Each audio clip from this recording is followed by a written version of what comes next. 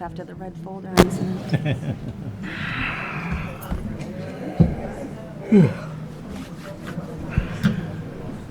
Ready? Good. Great. Okay. Good evening. Welcome to Groveland Board of Selectmen meeting. Wow. See a lot of people I haven't seen all summer. Hey. Okay, if you could please join me in the Pledge of Allegiance. Thank you. Pledge allegiance to the flag of the United States of America and to the republic for which it stands, one nation, under God, indivisible, with liberty and justice for all.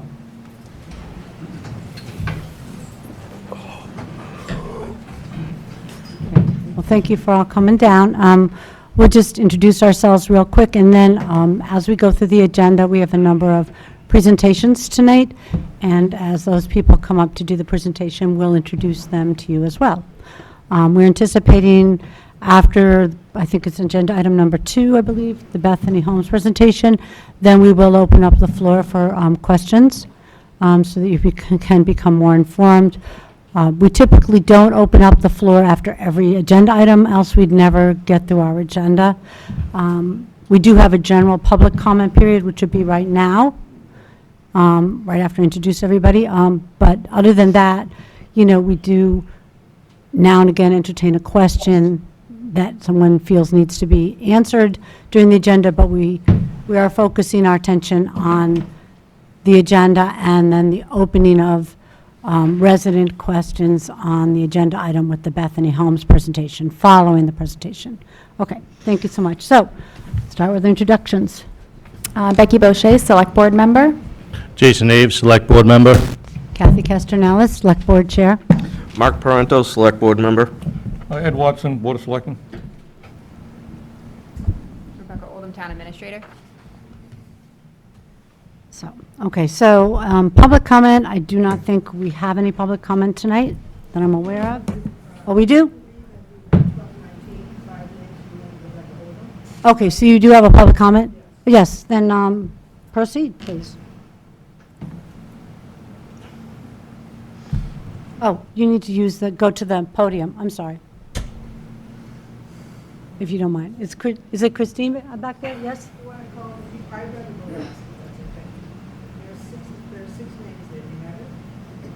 I do not have this. Do I have this? I'm so sorry. Hang on, I don't have your list. I apologize. Give it a sec.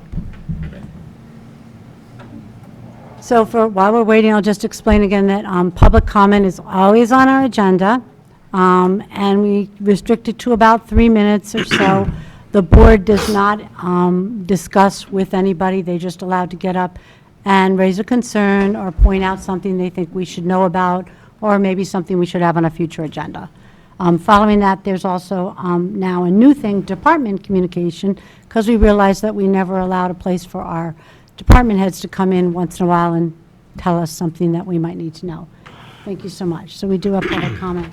Okay, so Jane Brown, public comment? Yes, please. You want to speak now and not after the Bethany Homes presentation. That's what I'm trying to clarify. I am going to open the floor to questions and things after the presentation, but you're welcome to take 3 minutes and say something now if you'd like to. It's your choice. You can do both. Hi, my name is Jane Brown. I live at 40 Garrison Street. I am an abutter to 36 Garrison Street. First of all, I'm very concerned about safety on Garrison Street. It is a winding road with blind spots on both ends. Every time I pull in and out of my driveway, I check both sides more than twice for vehicles. Just when I think it's safe, a vehicle comes from a blind corner. Numerous times I've had to stop suddenly to avoid an accident. I know my neighbors also experience this. There are sidewalks on half the street, which makes it dangerous for pedestrians. There are 2 school bus stops on Garrison Street. Additional trucks and cars will jeopardize children's safety. This street cannot accommodate more traffic volume. What about the impact on our home values? Home values will definitely decrease. Is this fair? We have worked so hard to have nice homes, in a peaceful, tranquil neighborhood. How do we profit from this project? We won't. It will change everything. I don't have trust in Bethany Communities. Already, I have stated before, they sent in their letter requesting 40B eligibility and stated that the Bethany team will continue to meet and inform abutters. This is totally false and very misleading. Abutters have not been notified or informed. Also, I have come to the realization that the administration in Groveland has not been straightforward with the citizens of Groveland. Groveland administration met with Bethany Communities to hear about their proposal for Garrison Street. At previous town meetings, we asked who was in attendance at this meeting. We never got a straight answer. The minutes to the meeting were requested. In the minutes, it showed that there were representatives from every town department, 16 people in attendance, but not one person who abuts or lives in the neighborhood. Why wouldn't the town let us know who was in attendance at this meeting? It seems to me that the town is very accommodating to Bethany Communities, more so than Groveland citizens. Why not tell us the truth? This is very concerning. How are we to have faith in Bethany Communities or the town of Groveland? Why impact our town with this project? The town couldn't even give concrete evidence that more elderly housing was needed. The town resources will be drained, especially with the approval of Salem Street Apartments. Who benefits from this project? The only winners are the Bethany Communities and the Nichols Trust. Another concern is wildlife. Every day, there are deer on the field. They have no place to go. There have been previous developments that have taken away their habitat. I have to take a stand for wildlife because they have no voice in this matter, and they are important and vital. Garrison Village is totally unsuitable for Garrison Street in every aspect. Groveland's a quiet, rural, small town. It is charming. That is why we choose to live here. Please don't ruin our neighborhood and our town. Use your common sense. Do not approve this project. Thank you, Jane. If I could, I was going to wait until presentations, but if we could just hold off on all the clapping until we get through agenda items, it would help move it along and it would allow everybody the ability to ask questions and make their opinions known.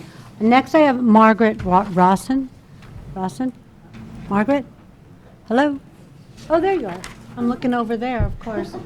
Thank you. Good evening. I'm Margaret Briscoe Rawson, and I live at 63 Garrison Street. I am a lifelong resident of Groveland. Alpha and Muriel Streets in Briscoe Heights are named after my grandparents. I oppose the development at 36 Garrison Street by Bethany Communities. I don't believe this type of project belongs in a residential zone. The development will impact the wildlife. Runoff water has the potential to increase flooding at Fairview Circle and Groveland Manor. Increased traffic will impact Groveland roads and the safety of residents who bike and walk in the area. The amount of proposed parking at Garrison Village is insufficient for residents, their guests, staff, and delivery trucks. Where does overflow parking go? I urge the town of Groveland to reject this plan. Thank you. Thank you, Margaret. If we could, please, I know it's hard. Everybody is speaking from their heart, and I feel it too. But I think we'll move more smoothly tonight because we have a lot to get through. Lisa Burns, please. Thank you.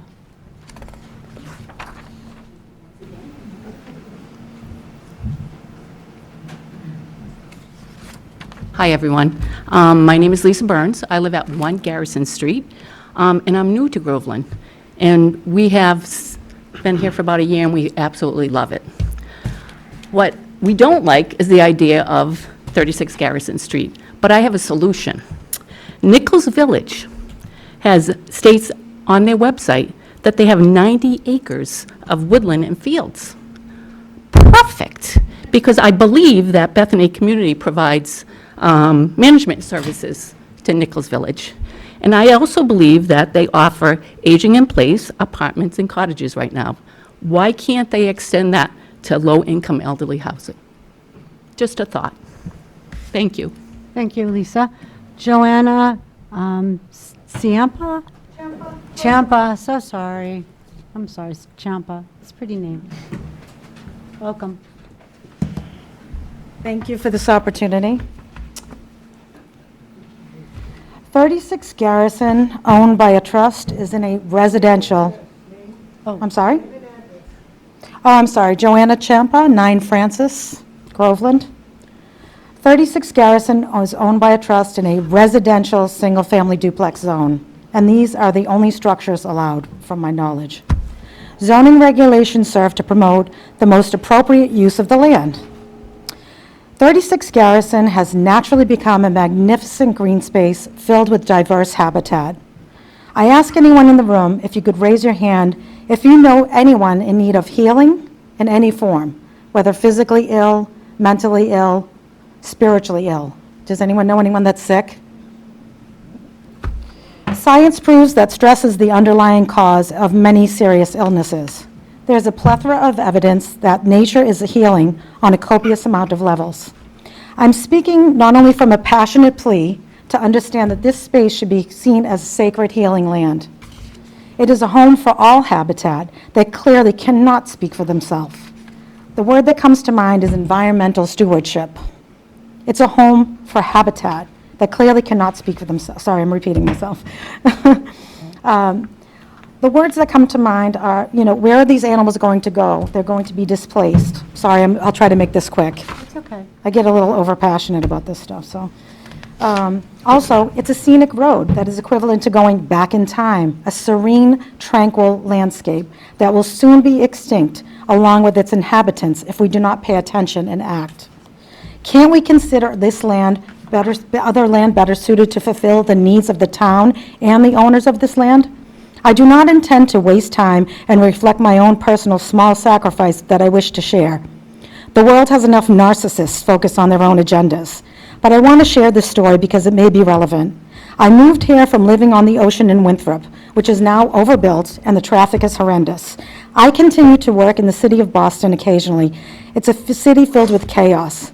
On many occasions, I would wake up at 5 a.m. and I have a Harley Davidson, which is very loud, but my town was loud and the city's loud, so it wasn't disturbing anybody. I used it for work and recreation since I was 20 years old. I'm now 57 and still have a love for my motorcycle, which is my property that I own and have the right to use as I wish. But when I moved to Groveland, I cherished the small town allure. I valued the silence, and I chose not to ride as I once did at 5 a.m. daily and nightly. Sorry, this is almost finished.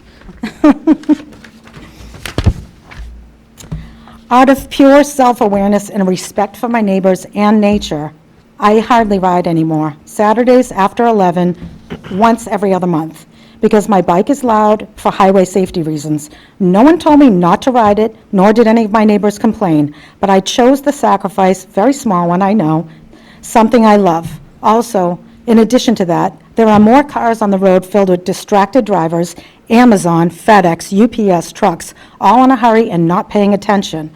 This mess will carry over to Garrison and further destroy Groveland. I gave the example of my small sacrifice because I care about keeping the integrity of this quaint, unique town. If we all made small sacrifices for the whole, what would this world look like? I believe we can be creative and find ways to please both the owners of the property and also protect the space from becoming the beginning of the end. At a later date, I can propose possible ways to generate income without destroying the town. They include possible opportunities more appropriate. I know Cedar Dale's a separate entity, but for healing gardens, approaching businesses that incorporate animal therapy for our veterans, children with autism, and programs for the elderly. There are many lucrative solutions if we care enough to work together and find the right path to saving the charming, quiet town of Groveland we love so dearly. Thank you for letting me speak. Thank you, Joanna. Can I have Jim Ferreira? Can I just ask if anybody from Bethany is present yet? If not, I'll wait. Yes, I believe so. I don't recognize these two, so I take it back. But you can also wait and speak after the No, so presentation. this will be fine. Okay, your choice. Go ahead. Hello, Groveland residents. My name is Jim Ferreira, and I live at 11 Fairview Circle in Groveland. As a direct abutter to this housing project proposal, I must honestly state that this project does not suit the immediate environment in the town of Groveland as to which it is proposed for. As being an abutter, reasons for this approval are the following.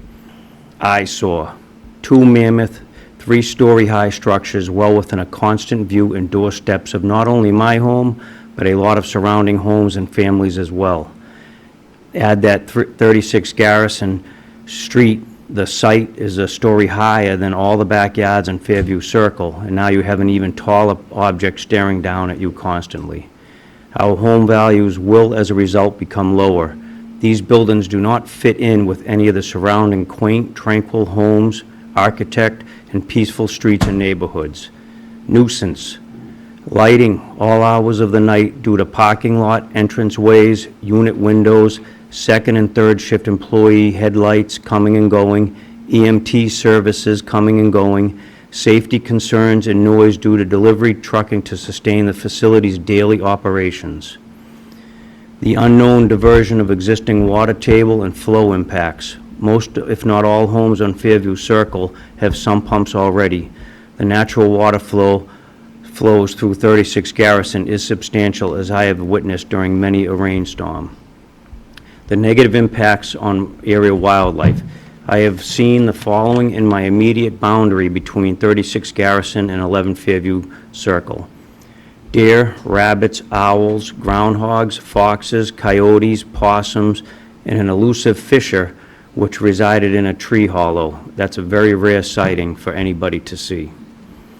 Negative impacts and additional costs to the town.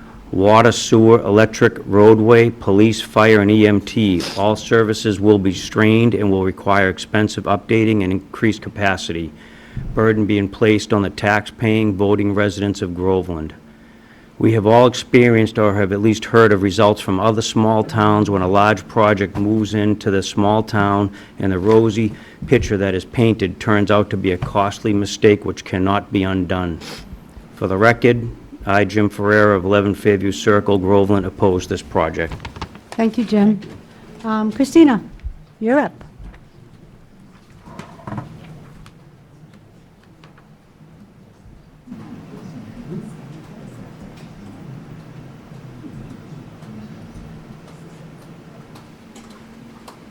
Good evening, Senator Tarr. We greatly appreciate your continued interest in our community. Thank you for coming. Good evening. I'm glad to be here. Appreciate the board's allowing me to participate, and I'm sorry I can't be with you. I'm actually a little bit under the weather, and I didn't want to take a chance of getting anyone else sick, so thank you. Well, we wish you well. Stay where you are.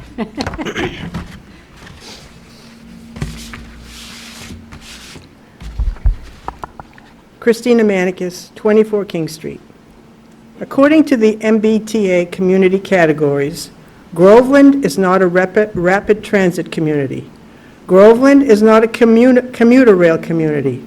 Groveland is not an adjacent community. Groveland is a small town. A small town with the characteristics of a rural community. 36 Garrison is in an R2 zone.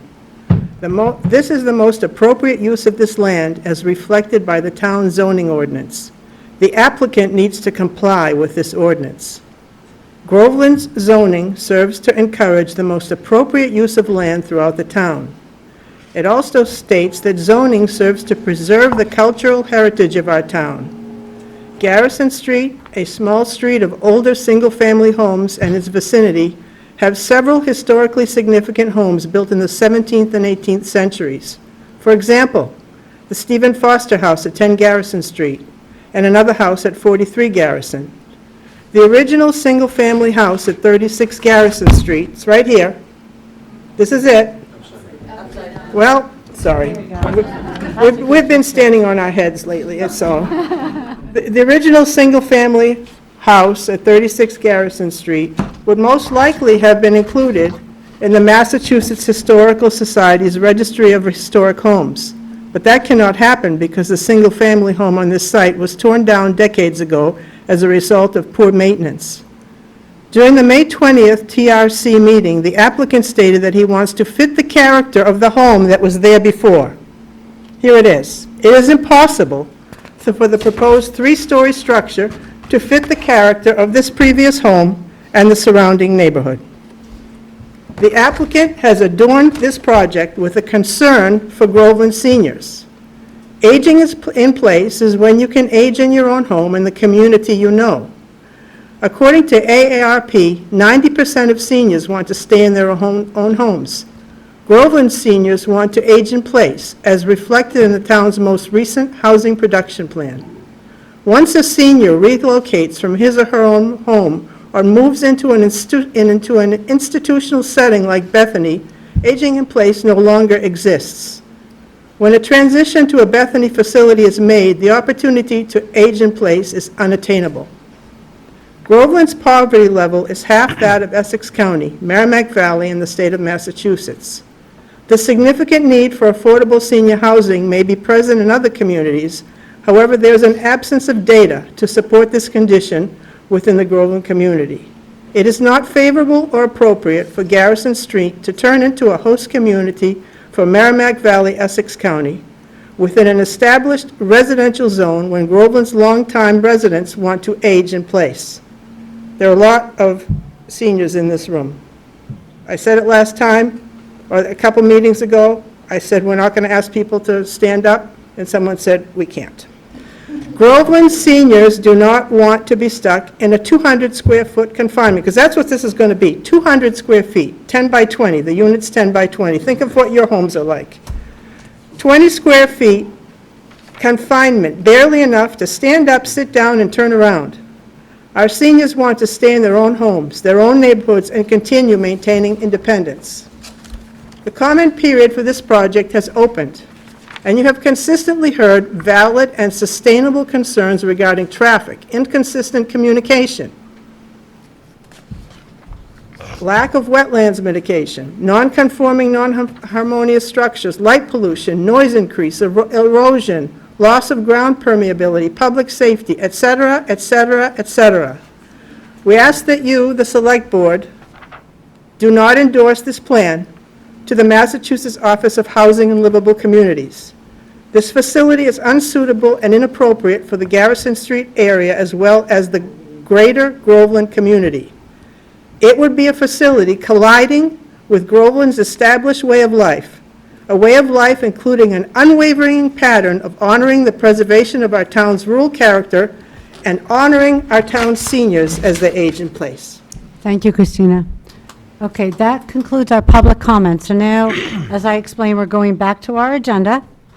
I know this may seem kind of awkward, but this is how we flow. And now we're on to department comments and updates, and I believe Alyssa, our Director of Council on Aging, has some information for us. Thank you, Alyssa.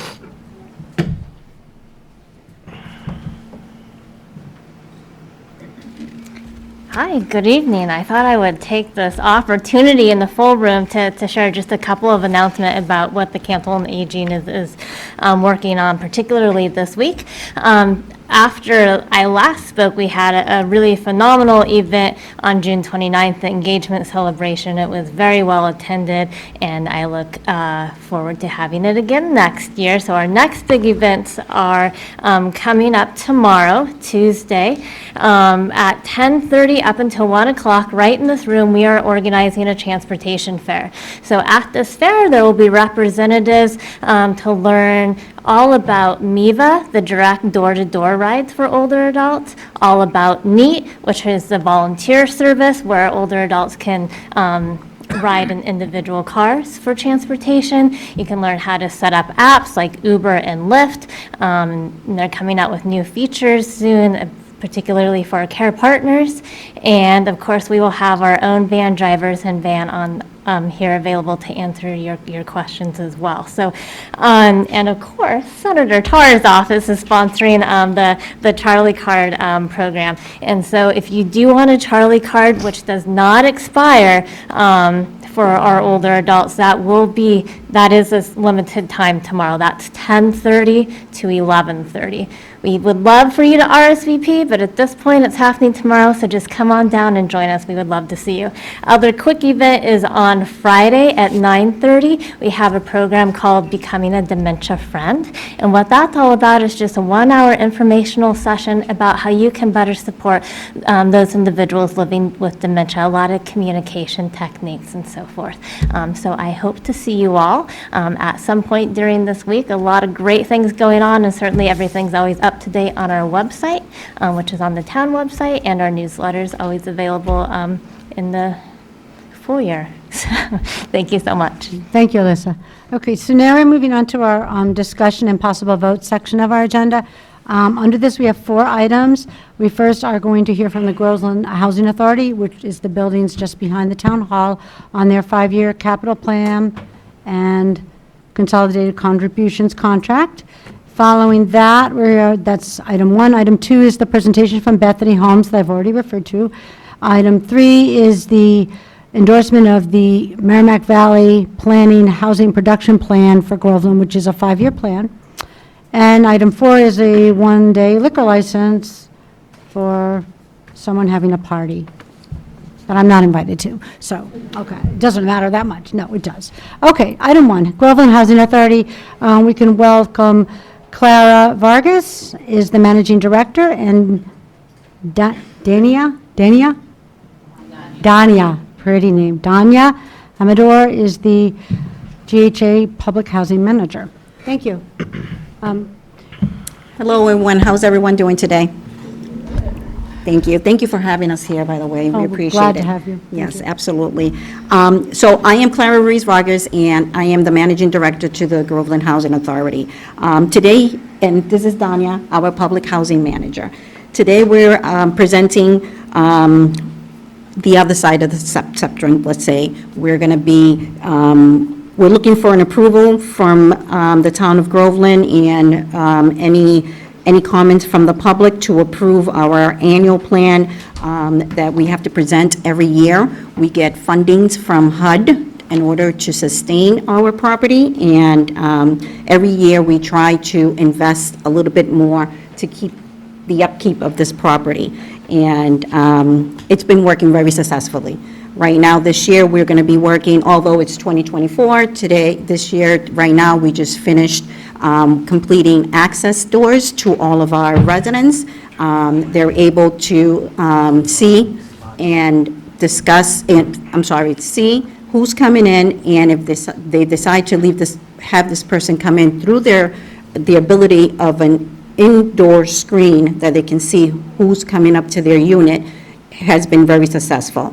And our next project would be replacement of the front and back entrance doors, okay? We're going to do it under our 2023 capital funding, and then for our 2024, with approval from the selectmen, if she agrees, our funding for this year would be $148,000, and we're looking to replacement of the bathroom or upgrades of the bathrooms and the pull cords in their units. They have emergency pull cords, and unfortunately, the bedroom are very small size, and they only have one option of where they can place their bedding with their framing. So what that, unfortunately, it covers the pull cord. So basically, they're not going to be able to use it. In replacement of the pull cord, we're trying to work with our resident service coordinator from HSPAN to see how we can bring emergency services to all of our residents, okay? And in conjunction with this plan, we also have what's called our 5-year annual plan, and we did a revision on that. We also included all of our tenants. We had public meetings letting them know of changes that are coming up through HUD, which is income limits and assets, and all that is just bundled into one. And then we need to submit this into HUD and hopefully proceed and get our fundings to continue our work here for what we're here today.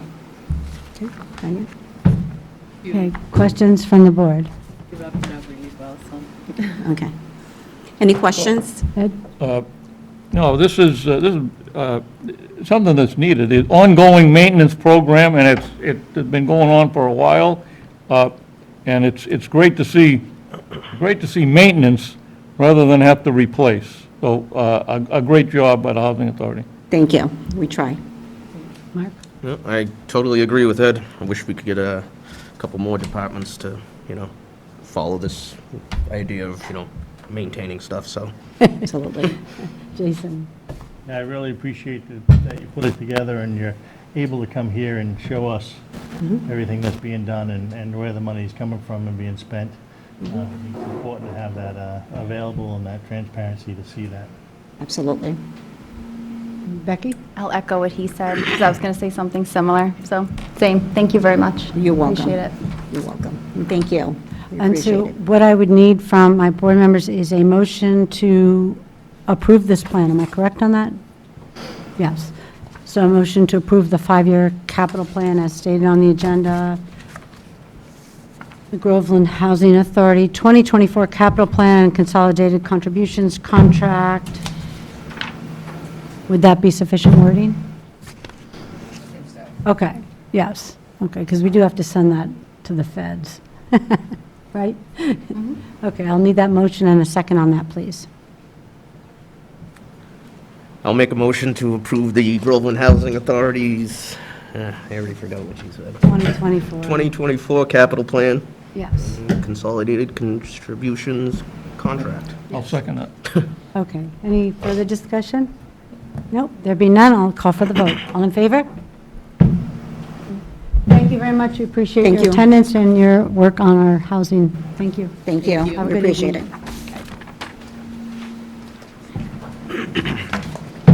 Just get rid of that.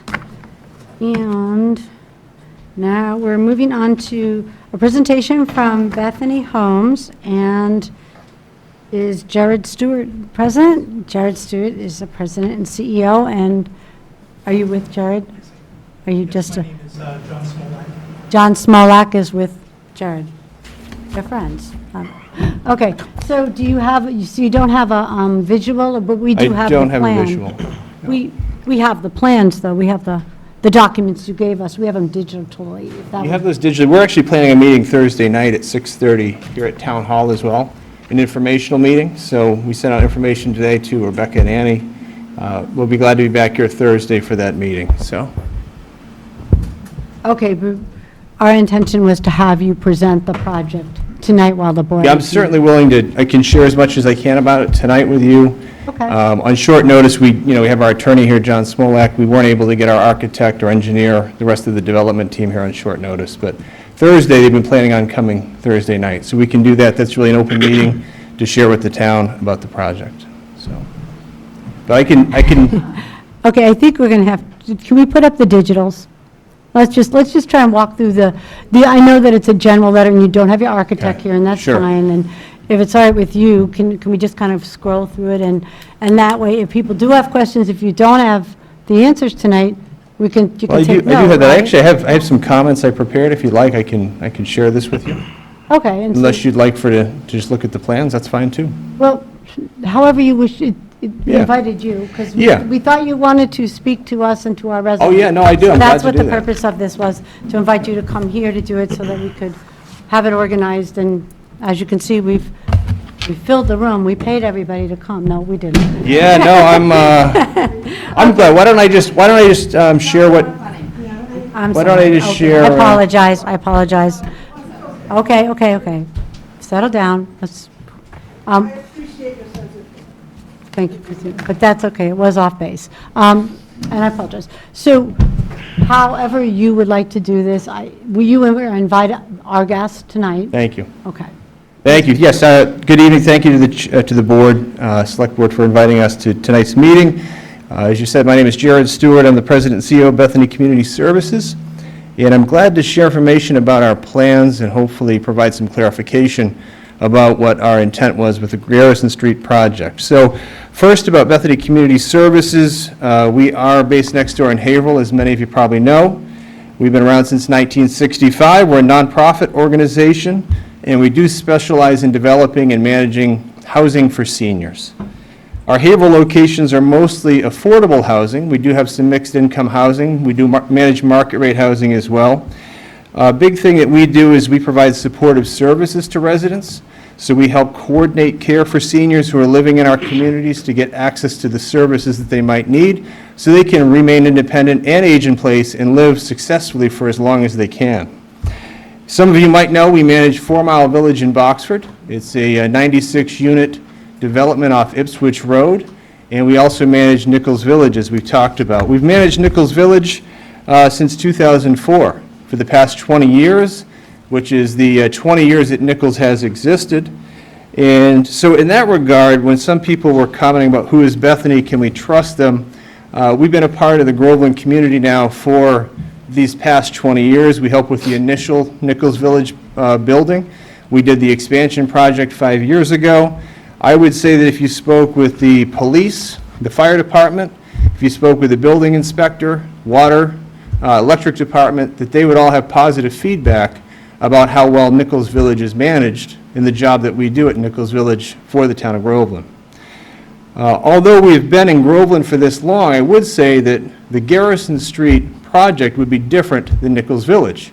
Nichols Village is much larger, which is why the Nichols Foundation in the early 2000s decided to buy property to build where it is at Main Street, because the parcel at Garrison Street was not large enough to do what they had desired at the time. Some of you might know the history of Garrison Street. N. Woodburn Nichols had owned that property.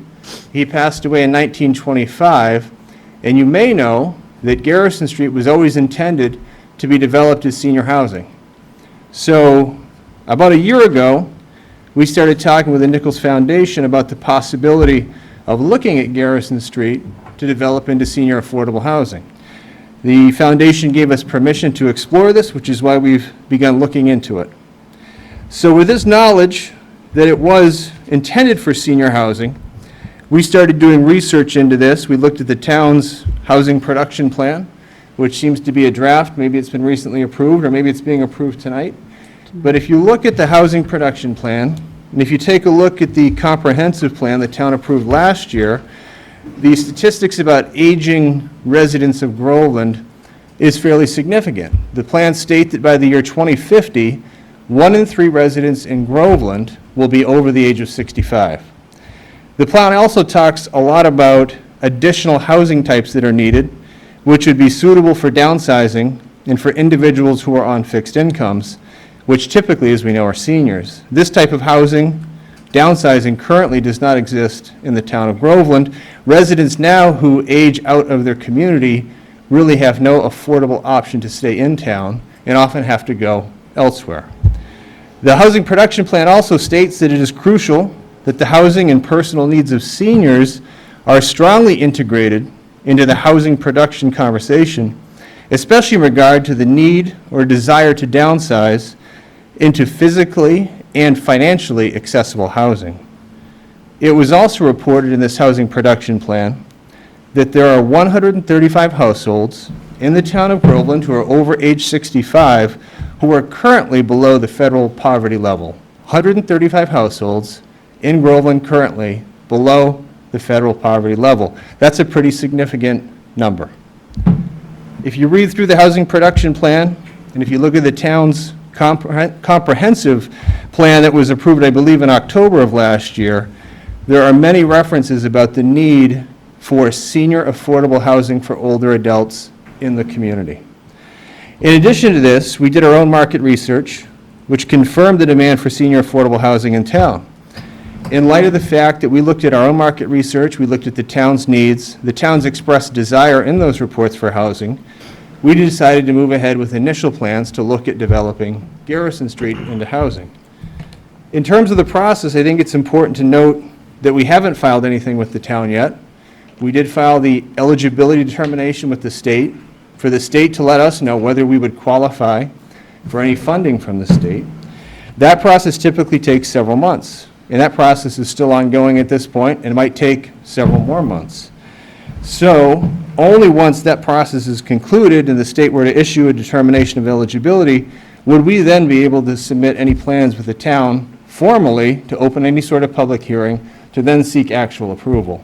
So everything we've talked about so far is really initial plans that the town's been notified, but we haven't filed, and we're still working through a lot of these plans. The initial site plans that we had submitted to the town showed the maximum build-out. This is what we sent to the state. When you're looking at housing production or you're looking at a site, typically what you look at is what is the most you could build on this parcel. We came up with 90 total units, but knowing 90 units is a big site, we've decided to say we'd rather do this in 2 phases. We'd like to do a 45-unit building, look at that building first, and then maybe later down the future look at the second 45-unit building. A few of the comments about this too regarding these units, just to be specific, these buildings would be all 1-bedroom units. The units would be for 1 or 2 people, either an individual or a couple. It would be age restricted to 62 and over. These units would be between 600 and 700 square feet, not 200 square feet as stated earlier. The minimum requirement is at least 600 for a 1-bedroom apartment. These would probably be closer to 700, but they would vary. All units would have a bedroom, a full kitchen, a living area, and a bathroom. They would all be independent living units. There would be no assisted living. There's no skilled nursing. These are independent living. Again, people can get services when they live independently to remain independent, but there's no health care on site. All units would be built to be adaptable, meaning that they could easily accommodate a resident in a wheelchair or someone who uses a mobility device. We would have elevators in the building, so people would be able to access each level. There would be a mix of units with income restrictions. Typically with these projects, we look at area median income. We have different income bands, usually set at 30, 50, 60, 80% or more. Usually there's a mix of that. And we'd also have community space for gathering for the residents. We've also spoken with the Council on Aging. We've realized that the Council on Aging here in Groveland does not have a dedicated senior center. There's no dedicated space for seniors to call their own. So we have said, yes, we'd love to have a community space where we could have seniors from Groveland participate on site with our residents. We would welcome that. We can't promise to build a senior center, but I think we could adapt and have that space work for us and for them. There would not be a communal kitchen or dining room. This would not be like Nichols Village where there's a dining room where people come to dining. All of the apartments would be self-sufficient. And I think the last thing I'd like to know, a couple things, is when we began looking at the property, we did discuss the importance of the look and feel of fitting into the neighborhood and surrounding community. The initial plans that were shared probably aren't close to what we'll end up doing if and when we get to the point we build housing. The picture that was shown of Garrison Street, of the house, actually I have too. We shared that picture with our architects and we said this is what the Nichols home looked like before it was sadly torn down, I believe, in the 1970s or 1980s. And I said, is there any way we can incorporate the look and feel of what was there, along with the surrounding neighborhood, to make this look right? Again, I think it's important to know we're in a very initial stage. Again, we haven't submitted to the town. It's still a work in process. I would lastly say just a couple things. At Bethany and all the communities that we serve, our goal is always to provide clean, safe, and quality housing. Again, we're a nonprofit, mission-driven organization. We're probably a lot different than many developers you might see that come into town and they leave town. We manage all the properties that we build. We staff it with our staff. We don't hire management from outside, and we take ownership and pride of ownership in all of the projects that we build and manage. So I think it's important to remember that we are local. We're in Groveland. We're in Haverhill, we're in Boxford, we're already here, and the town has a great need demonstrated for more housing. I think what we're trying to do is a good thing that is needed for Groveland, and I think that I would end it there. On the good note. Thank you. And I just want, before I open up the floor, I guess what we'll do is, if you wouldn't mind to stay with your microphone, if that's okay. Sure. We'll have our fantastic tech person, run a microphone to somebody if they wish to ask a question. If you could just say your name clearly and your address, and, you know, make it a question and not a, not a long thing, and not more than one question all bundled together, so it's simple for him to, provide an answer. The other thing I just wanted to say, because I know that there was a thread that ran through a lot of the public comment, and I know myself and I know my board members take this very seriously. We want to be transparent. We want to have the trust of people, whether they are for or against anything that we're trying to work on. And this is what we're trying to do tonight, is to fulfill our duties to work on this, okay? We do have a letter from the state that gives us 30 days to respond, so that takes us into August 16th, I suppose. And I'm sure our town administrator, town planner, she serves both roles, will be helpful to us in drafting that response. So our point in allowing public comment, inviting you here tonight and again on Thursday, would be to make sure that we hear from as many people as possible.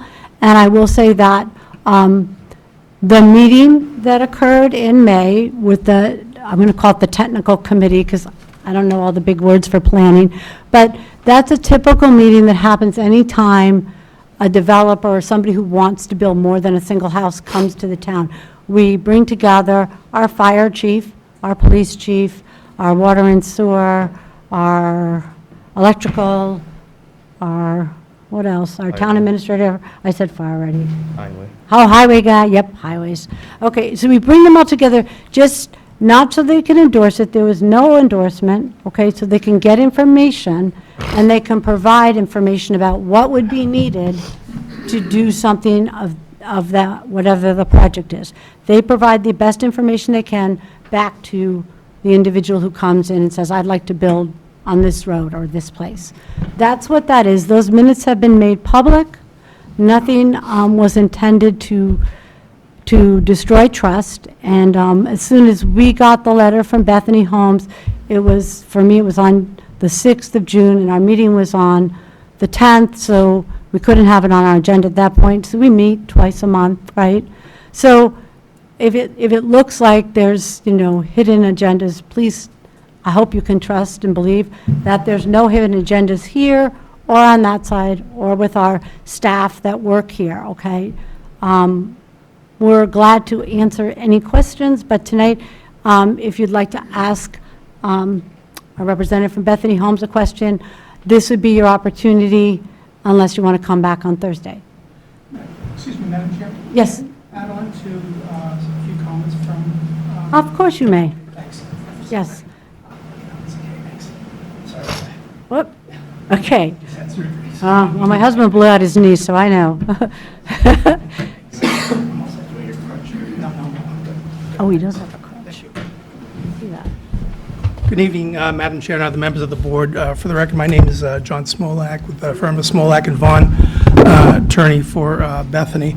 I just wanted to make a few... If you speak a little closer like this. Sure. That's how. I just wanted to make a few follow-up comments to what Jared had to say. First, we certainly do appreciate feedback and comments like we've had this evening. I think that in terms of this proposed project, we're at the very early stages of this project, and we believe that comments from the public and from town departments and boards and so on makes for a better project. So, again, we're at the very, very beginning of our project, and so we count on members of the public to also provide comment to help to shape a proposed project.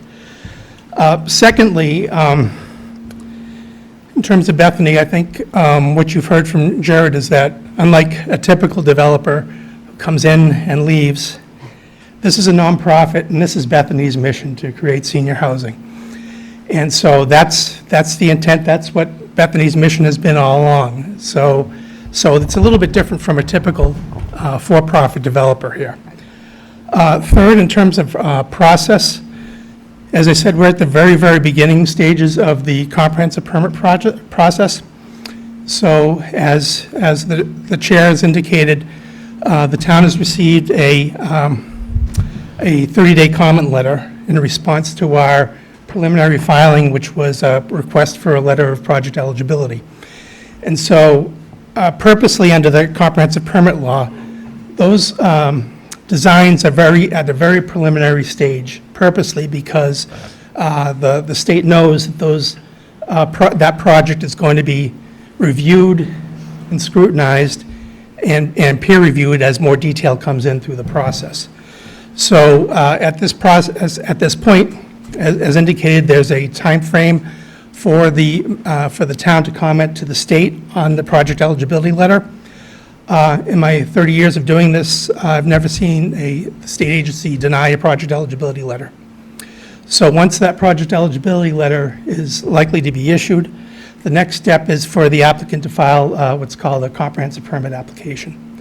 And that comprehensive permit application will include more details on the proposed project. It'll include more details on architecture, stormwater, wildlife, traffic, all the typical types of issues that have been raised tonight and also that you would see in any other project.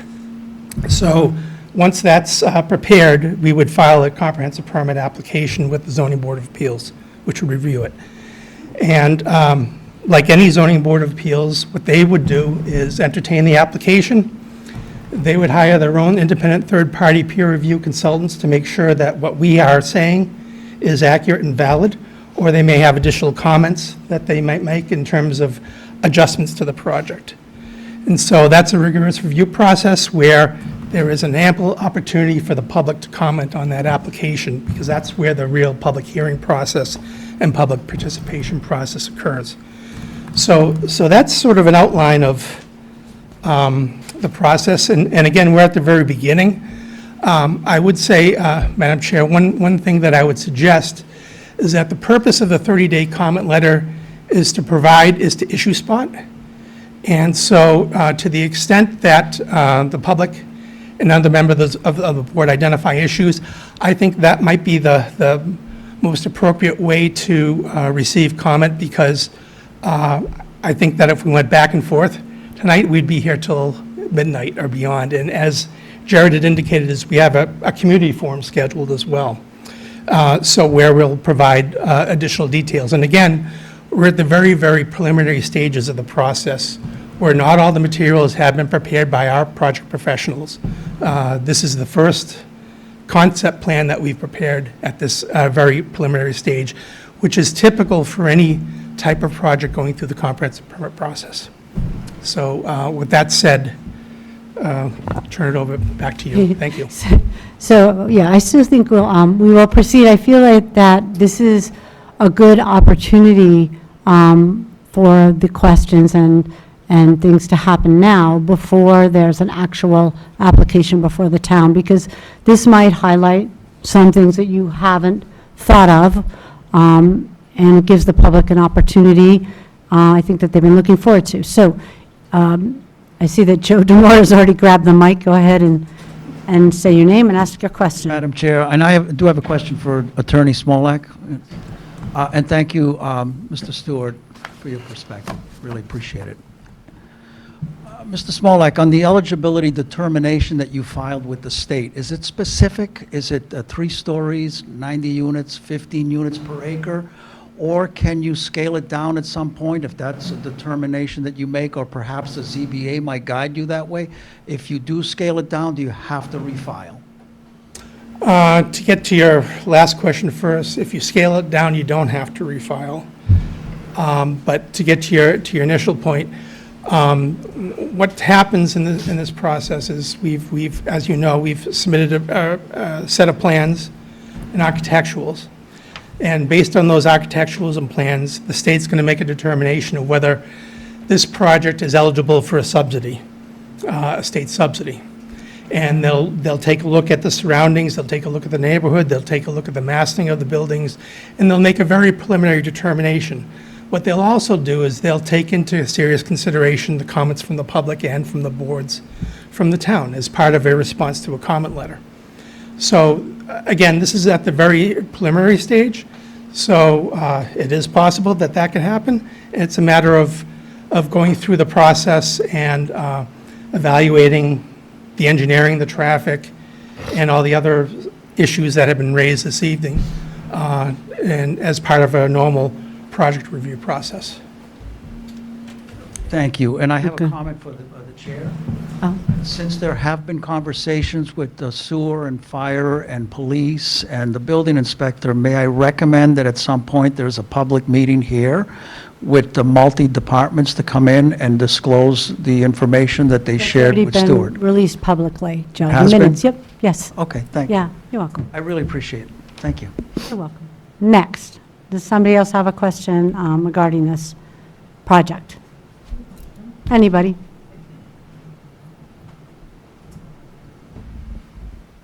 So my question is, and if I'm wrong, Wait, if you correct? could, I know your name, sort of. Joanna Champa, 9 Yes. Francis. Okay, and what is your Groveland. question? Go ahead. To my knowledge, Garrison is a residential, single-family duplex zone, and these are the only structures allowed. I don't understand how this project is within that. Am I wrong? Okay, so are you asking Bethany Homes, or do you want our town planner to perhaps explain that? Anyone who can answer the question. Okay, could you please? Thank you. Rebecca Doubles is our town planner. Thank you. Thank So essentially, you are correct that the zoning does not support what is being proposed, and that is why they are going through the Chapter 40B process, which would allow them to build the development so that they can meet the affordable housing needs of the community by, not bypass, but because they still need to follow the laws, but they're a little bit more flexible as to what were your requirement for your typical zoning. So they would be allowed to move forward, but only if they went through a 40B process, which does allow zoning to be a little bit more flexible, whereas if you filed a regular development not through the 40B process, you would have to be very stringent and direct with what you would be able to do per zoning. Okay, and I also want to say, I thought the quota was met or is being met with other structures that are being built. They're just not in the finalized position yet. Currently, we have, I believe it's 3.6% of our subsidized housing inventory met currently. The development that is being, or has been approved by the Zoning Board of Appeals for Sewell Street for approximately 192 units, they have not built, they have not pulled a building permit, and therefore they are not counted on our subsidized housing inventory, which allows any developer to come forward and file a 40B development. But because they just haven't pulled the permit yet, and that's in process, correct? There has been conversation as to whether or not them having pulled a building permit would qualify Safe Harbor and allow us to meet our 10% subsidized housing inventory requirements. So Okay. there is some back and forth as to whether or not, even if that developer were to file their building permit tomorrow, that we would be able to declare Safe Harbor under the Housing Appeals Committee and recent land rulings. Okay, thank you. Okay, are you all set? Thank you. It's as good as we can explain at this point. Is there another question out there? Yep. Saw a hand in the back. Right there. Thank you. Hi, Norma Reardon, 25 Garrison Street. I just wanted to I don't know if ask, your mic is it working? Testing. Oh, there you go. All right, thank you. Okay, I just wanted to ask for clarification. I've heard conflicting things. In the letter submitted to the state, it says repeatedly restricted to over 62 low income. But I've heard for, I forget whatever reason, whether it's state funding or federal funding, that you wouldn't be allowed to restrict it. So I wanted to ask, can you tell me definitively that if this project comes to fruition, will it forever and ever and ever be restricted to elderly, low-income Groveland residents?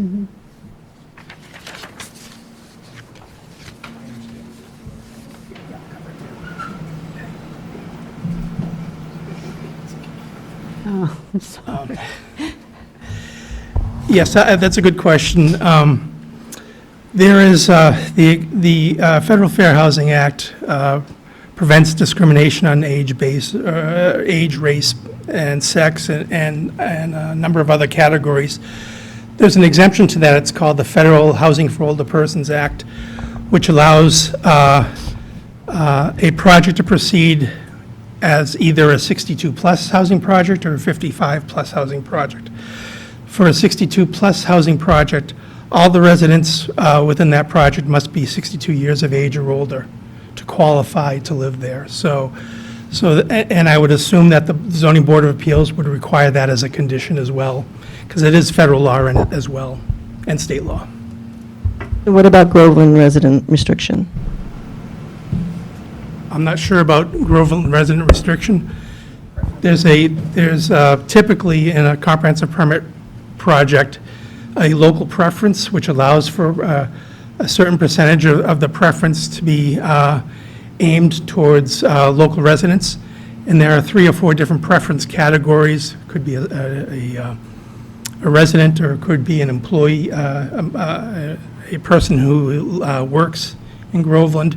And there are several other preference categories as well. And that's a matter to be decided by the Board of Appeals as to what categories count for them in terms of Groveland-specific preference for these units.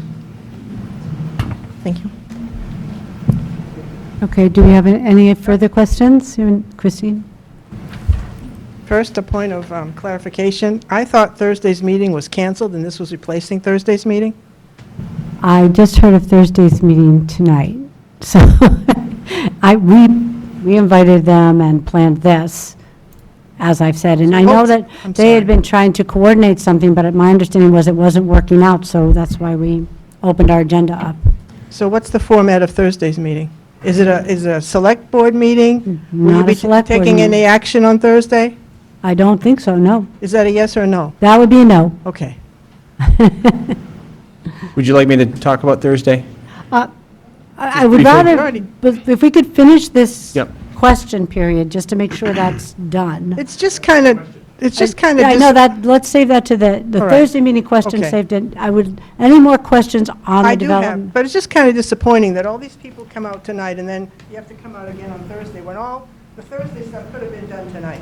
Well, It's really upsetting. We are recording our meeting, and your comments in this meeting are becoming a public record as you are here tonight. Right. Here are So my the questions. record is being created, and that is the information that we will be able to research and look at as we develop the town's response. But there's no vote on Thursday. There's no vote on Thursday. Thank you. Yes, we're not I gotta posted. put my glasses on. Okay. Bethany said they completed market research regarding the number of seniors in need of affordable housing in Groveland. How can we get a copy of that housing? Because our figures dispute what you say. So how can we get a copy of your market research and all your details?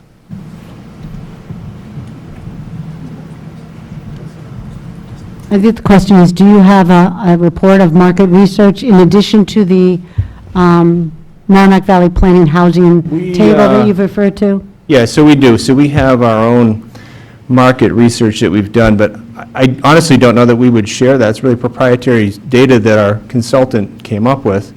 But a lot of it is reflected in the housing production plan that the town has provided, so I think it's pretty similar to what you would find for data in the housing plan.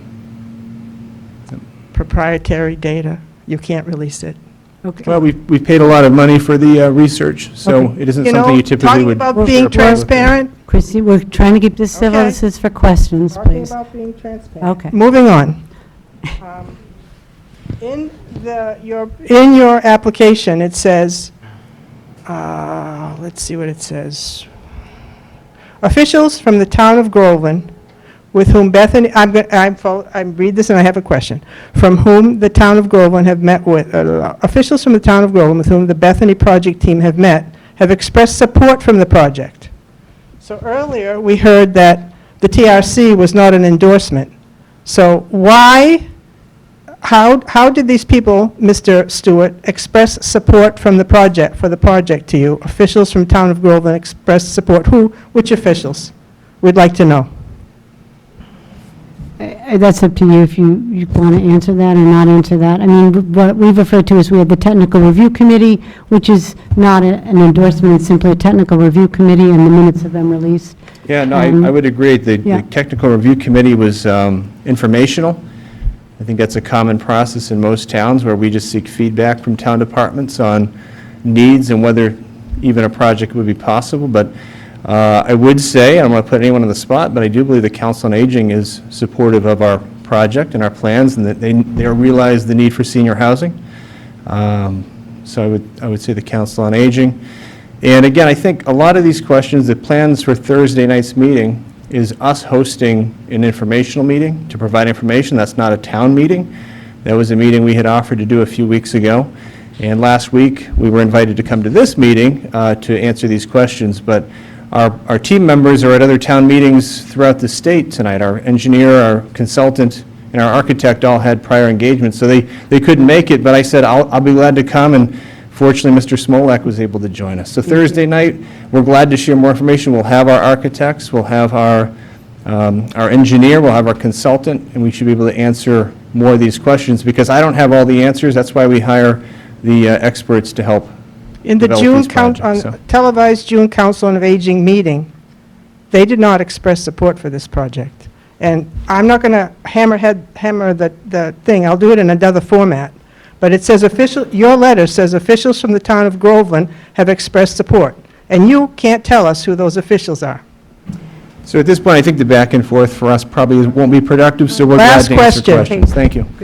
The letter from the Executive Office of Housing and Livable Communities, July 17th, says the project will consist of 90 total units. Now we hear, maybe not, maybe 45, maybe this. So when we send letters to the Office of Housing and Livable Communities, are we disputing 90? Or maybe with something that might change? And we wonder why there's a trust problem?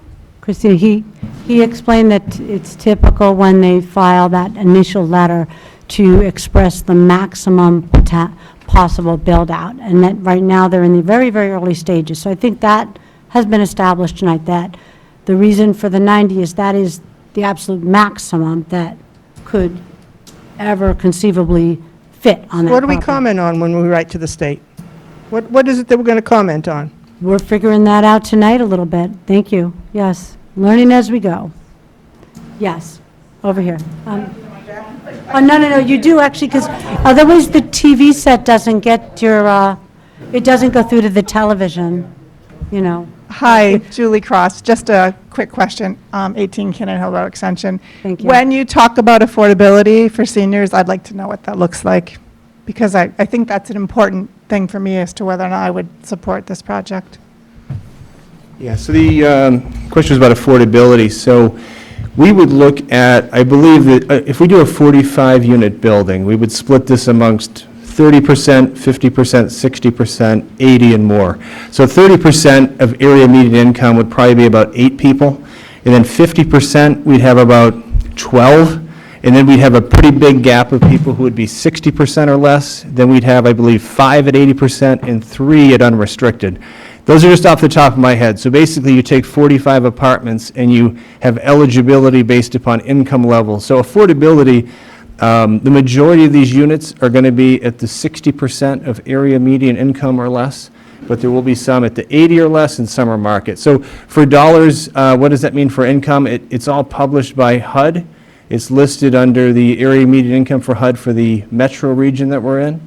So you could easily go on and Google 2024 HUD AMI and look up Essex County and find Groveland. It'll tell you for one person or 2 people or 3 people, what is 30, what is 60, what is 80, what do those numbers mean. They change every year. I don't memorize them, but off the top of my head, I think the 60% income is probably right now between $56,000 and $65,000, somewhere in there. Don't quote me on that.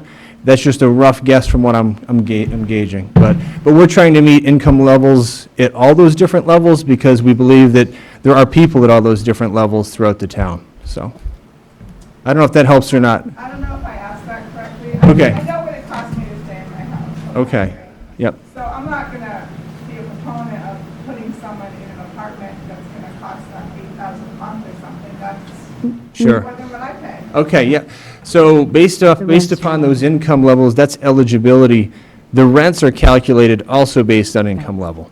So they would look at what's the maximum rent somebody at 60% income could afford. They calculate a percentage of that income or a maximum rent. So with this project too, we would hope to have some subsidy, some project-based Section 8, usually for the 30% or the 50% people. Again, you have people in town who are that low-income level who would qualify if they're below that federal poverty level. So you do want to have some of that, but you also want to capture some of those people who are more that moderate or a little bit even higher. So there's a range, but the rents are calculated. So the rents for this, currently right now, for a one-bedroom apartment, the maximum rent with utilities included is about $1,500 a month. So $1,500 a month currently is affordable, in my opinion, because if you go anywhere and look for a one-bedroom, I think we're well over $2,000. So hopefully that helps better. I'm sorry, long answer. Yeah. Okay. No. So just to add on, it doesn't include the electricity, heat and hot water.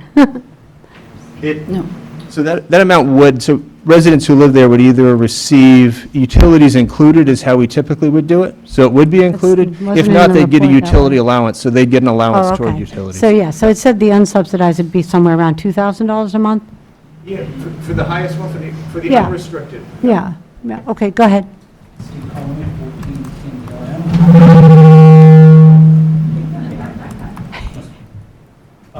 You had mentioned earlier in your presentation about maybe 124 elderly residents in Groveland that were below the poverty level. Does your percentage of the lowest income match that percentage in town?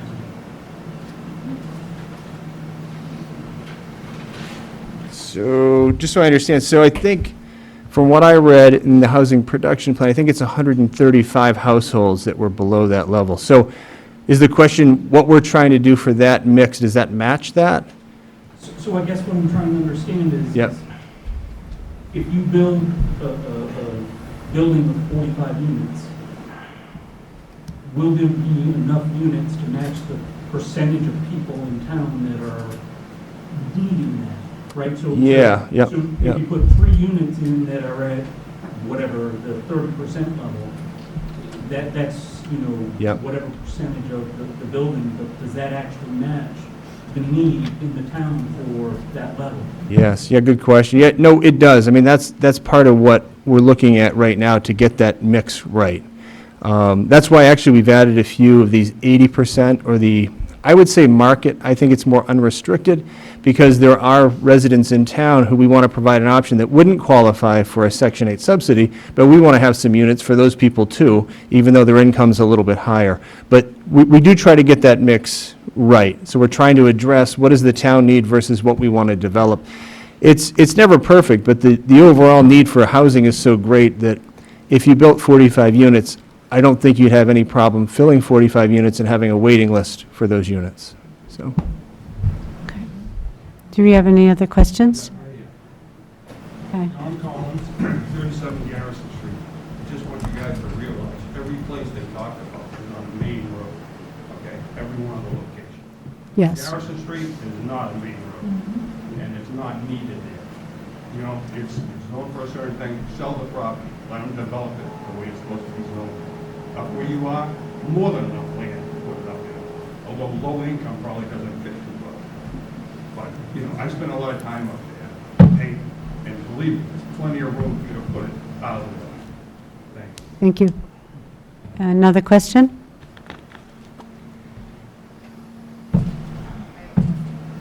Wait. Kim Rivera, 24 Francis Avenue, and this is to all of you.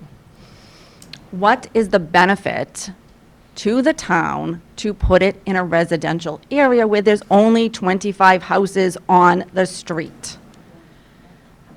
I'm not opposed to low-income housing, especially for our elderly. My mother lived to almost 102. That says something. But what is the benefit to our town to have it on that road? Thank you. Short-term and long-term. So I think that's a question we all need to really dig deep and think about. Thank you. Yes. Thank you. Do we have another question? Otherwise, Alyssa would like to speak. Thank you. So so again, my name is Alyssa Lee. I'm the Director of the Council on Aging. There are members of the board here. I am also a resident of Groveland. I am at 5 Georgia Street. So just a couple of things to clarify. Yes, 100% as the concept was presented to the Groveland Council on Aging. Yes, we are for this, and we have signed a support letter naming. So to put that out there, we have identified that. I am happy to say comments on my comments, but I can also just email them to you. I just wanted to be on record about how we think that it would benefit our town. So I can read some now, or I can just email them to you. Well, if you want to provide us a copy of the letter, that would be helpful. I don't think we have that. That'd be awesome. We'd appreciate any and all information you have. Okay. That'd be great. Thank you. Well, thank you. Okay, if we're done with questions here, I'm going to let, Chris. Christine. Okay, and then I would like to allow some time for my board members to ask some questions. Thank you. Alyssa, on June 4th, you were sent an email that asked you the number of seniors in Groveland who needed affordable housing. Oh, I'm sorry, Christine, I'm going to stop right there. Well, So well, then- she couldn't answer my question. No, and I now know. she says Okay, but this is not, I'm sorry, I have to say no. I'm going to stop you. Because this, and I'm going to just explain to everybody here, this forum is, you may send a correspondence to any department head in this town, and I'm sure they will always respond to you. But this meeting is not for that, if you please. I just want to tell you, she couldn't answer my question. Okay, Christina, please, thank you. I appreciate that. Thank you. I know it's close to the heart, everybody. I know we all have heartfelt feelings about our town, all right? But we need to do things through a process that makes sense, okay? And I know this doesn't make a lot of sense to you tonight, that we're meeting now and you wanted the meeting on Thursday, and I apologize for that, but I just was wheeling away and said, let's throw them on the agenda and start moving on, getting some information. So now I'm going to ask, if it's all right with everybody, my board members, we'll start with Ed, if that's all right with you. Do you have any questions for tonight? Or, of course, now knowing there's a meeting Thursday night, you can choose to withhold. It's up to you. Yes, I had questions and comments. Your paperwork here, the proposed site, description of the proposed site. The property is owned by the N. Woodburn Nichols Foundation, a local nonprofit organization whose mission is devoted to the care of seniors within the town of Groveland. Well, this particular project, it's not just open to the seniors of the town of Groveland. It's going to have to be open to everybody. And so you wouldn't be, if you started opening it up to out-of-towners, then you're not following the wishes of the Nichols Foundation, because that's for Groveland seniors, not out-of-towners, but because this is, you're getting state money out of this, or federal money, you have to open it up to everybody. So that's one comment. What happens if you're unable to fill the units for 62 people, age 62 and over? Can you open it up to under that, or are you restricted to 62 and over? And if you couldn't do that, would it stay vacant? Okay, let him answer that question. If you had vacancy for any reason, would you be allowed to lower the age restriction in order to fill the occupancy? I don't know. No, good question. No, the project's going to be restricted to persons age 62 years or older. If the project is phased, or for example, if we do a 45-unit project first, our financiers and lenders aren't going to let us build anything more unless we can fill it up. And so we're pretty confident that we can.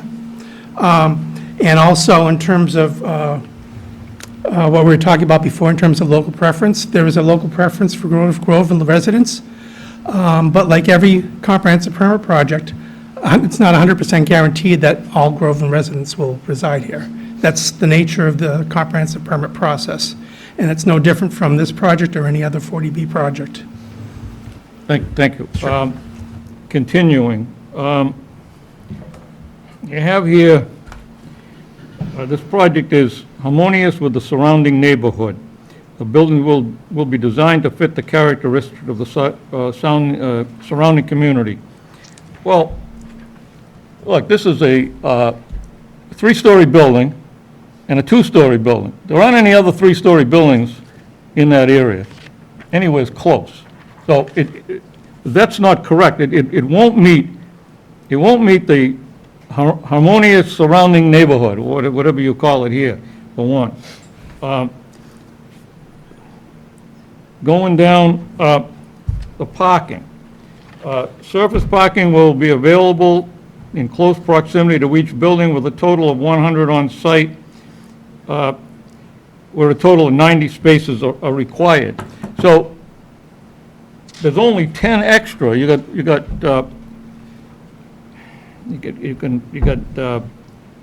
what happens if you got more than that? You're going to have staff members, and then I heard this gentleman mention about it could be opened up for some activities by the Council on Aging.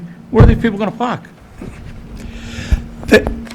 If I may respond, Madam Chair, what I'd say to that is that Bethany has a lot of operational history on their senior housing projects to demonstrate adequate parking. Our traffic study is going to put together what we think is a convincing argument that there'll be adequate parking for the area. The Zoning Board of Appeals will hire their own third-party peer review to examine that, to confirm that what our statements are accurate in terms of the adequacy of parking on that property. Okay, because if you got all those units, not even much room for guests, or how about deliveries, et cetera. But anyway, that's a comment there. I got comments on a lot of these. How many questions? Approximately.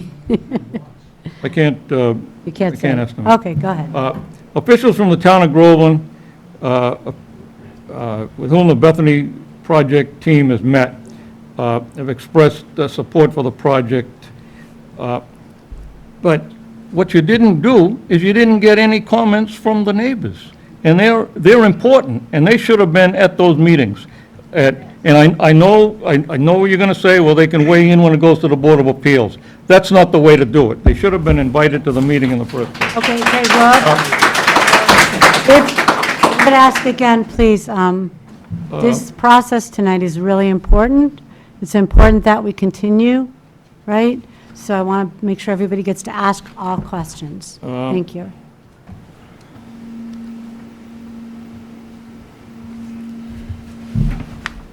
Let's see. Do you want us to come back? Oh, I got all kinds of notes here. But there was a comment by somebody out here. What is the benefit to the town of Groveland for this particular project? And I didn't hear an answer by anybody, but maybe you can weigh in on that. Well, I think that numerous plans from the town indicate that there's a need for senior housing within this town. And so we're trying to provide and fulfill a need that has been identified in your old housing production plan, your new housing production plan, and your master plan. And also, I think that what you've heard is from the income levels in those plans that not all seniors are going to be able to age in place. And it's not unusual for this town or for any other town in the area. So what we're doing is providing what we think is a very desperate need for senior housing. You're not going to hear people are proud. You're not going to hear them say, oh, I can't afford to live here. But when these opportunities come up, there'll be opportunities that will be fulfilled for Groveland residents and others. Yeah, I expected that. It's the truth. But, look, I don't think this is the area for that. There are too many units. For the character of the neighborhood, 1 or 2 houses is all you need out there for the character of the neighborhood. So that's a bunch of baloney when you put in that it's going to fit with the character of the neighborhood. Nichols Village, which is off of Main Street. Main Street is a Class A road. It can sustain heavy truck traffic. Garrison is not. It's not built to sustain truck traffic like that. You're going to have trucks going in, construction vehicles going in, and they're going to be destroying that road. And have you people looked at, the Bethany home probably, have you looked at the impact on the town as far as town services? What's this going to do to the highway department, the water department as far as servicing that? The police department, are they going to need more personnel? The fire department, do they need more personnel? How about town hall? They may need more personnel because you're going to have additional people moving into the town. And like was mentioned at the meeting a week ago, this could affect the school. And it could, if you have a husband and wife, they live in a 3-bedroom unit, they move to this project, they sell their house to somebody with kids, that affects the school. So somewhere along the line, it was mentioned, I don't see it today, but there was a lot of, I made a lot of notes, I might have missed it. But this could indirectly affect the school. And what I'm interested in is, what is this going to cost the town? You put that project in, you're a nonprofit, and you'll probably be contributing something for payment in lieu of taxes, and you probably haven't figured out what that would be yet, but we're not going to get any tax money out of that. And so I don't see that question answered, what's the benefit of the town? It's going to cost the town money, we're going to need to increase services, we're going to need it to increase personnel to, because of these 90-something units out there. And you know, you quote in here, page 1, the town's housing production plan. I don't call it the housing production plan, I call it the overdevelopment plan, because that's exactly what that housing production plan is, an overdevelopment of the town, and we don't need it. Okay, I'm going to hold off on that. Thank you so much. Mark? No, I totally agree with everything Ed said. It's gonna, Okay. it is gonna, No new questions? yeah. Okay. I'll wait for Thursday. Okay. Actually, one question, what time was it Thursday? 6 or 6:30? 6:30. Jason? That's after you get out of work. I think one of my biggest concerns that I do share with some of the residents is, Oh, you got to move it really close. There's yell at me. I think one of the concerns that I do share with the residents is the traffic. Can you enlighten us a little bit about why there was only 100 parking spaces? I mean, I realize when I look at it, that 90 units for income assisted, you're probably not going to be looking at 2 cars per household, where a lot of the households here in Groveland will have 3 to 5 cars. You'll probably be looking at a lot of people that don't have a car at all and require assistance to get around. So I was curious, other than my own feelings, what you could share on that.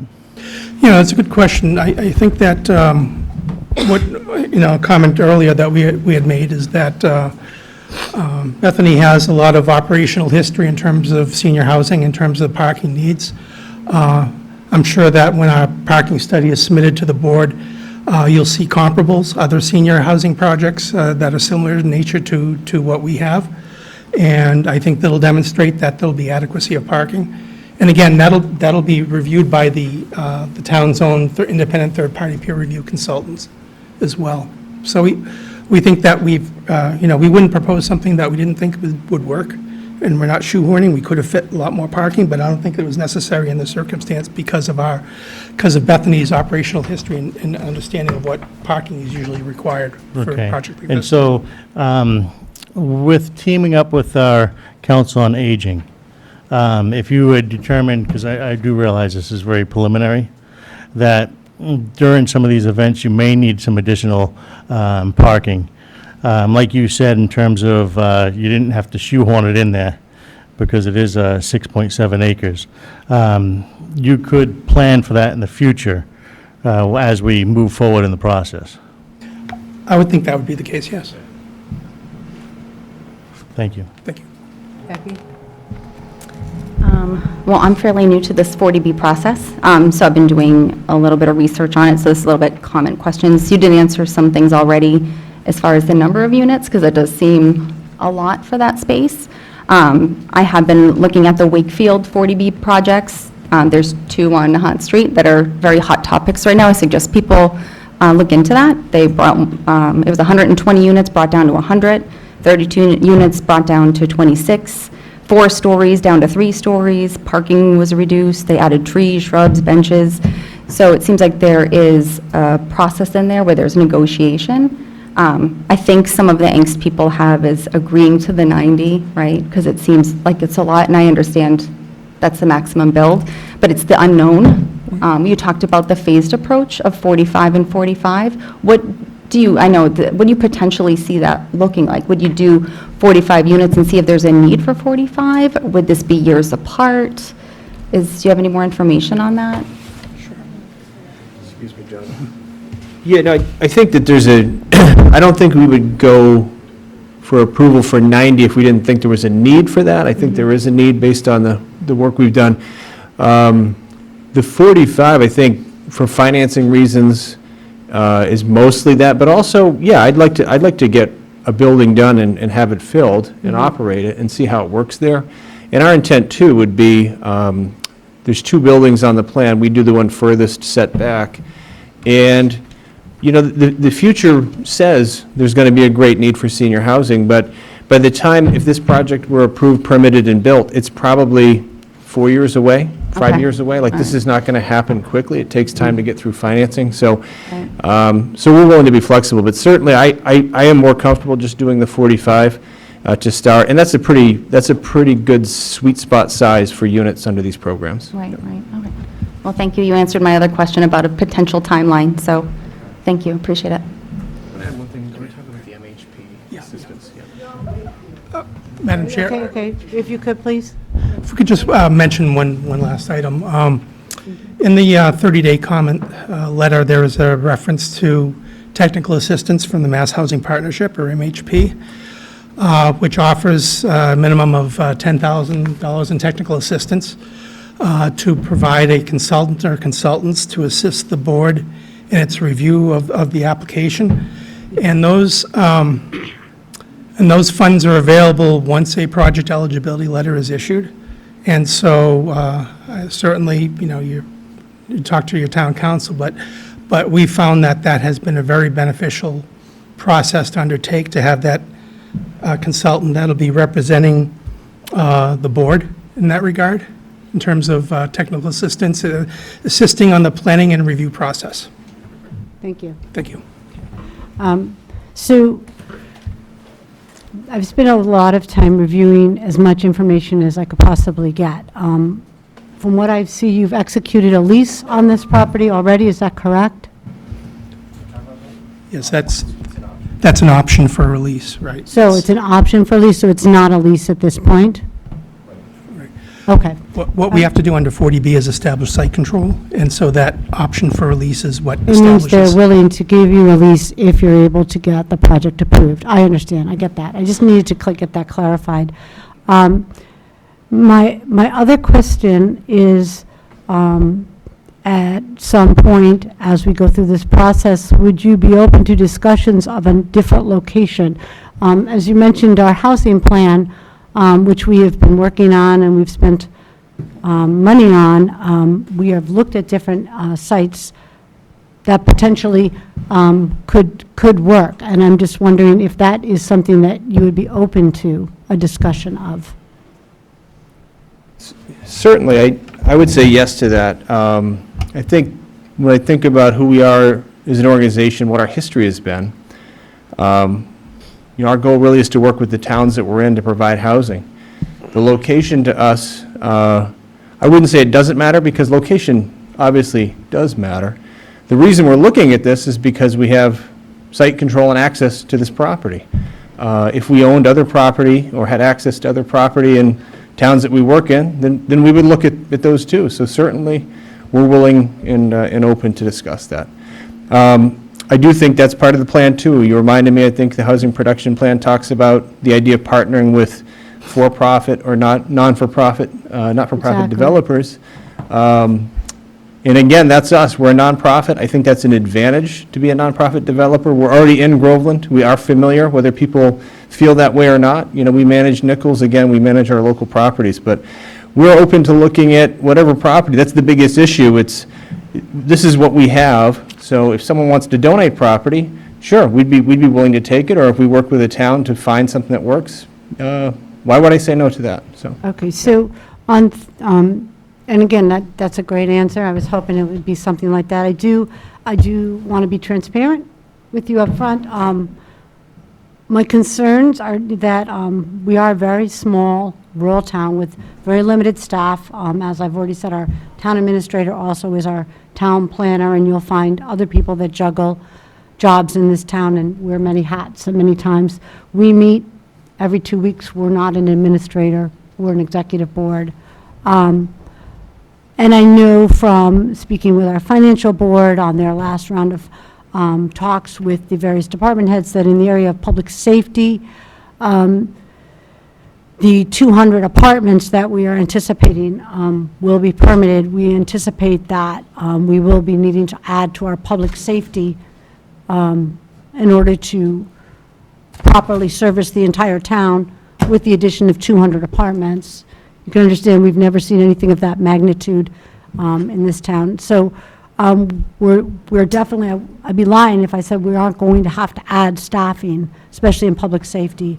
And just so you're aware, we currently don't really have a contract with an ambulance to have them on site in town all the time. That's something that we're still in the process of discussions and things like that. And I think these types of projects show us that we need to move a little faster to stay ahead of this. So some of the pushback, I think, is that we need time to make sure that we have the services for our residents that are currently here and for the residents that will be here someday. And that, to me, is a really big concern. I wouldn't want to see any resident not properly served in a public safety capacity. We're a volunteer town. When we first moved here, we had an on-call, 100% on-call fire department. Showed up for training, didn't get paid. They just wanted to drive the trucks, blow the sirens, you know, and we've grown, and we realize that. And that's why the housing production plan or overproduction plan, it is what it is.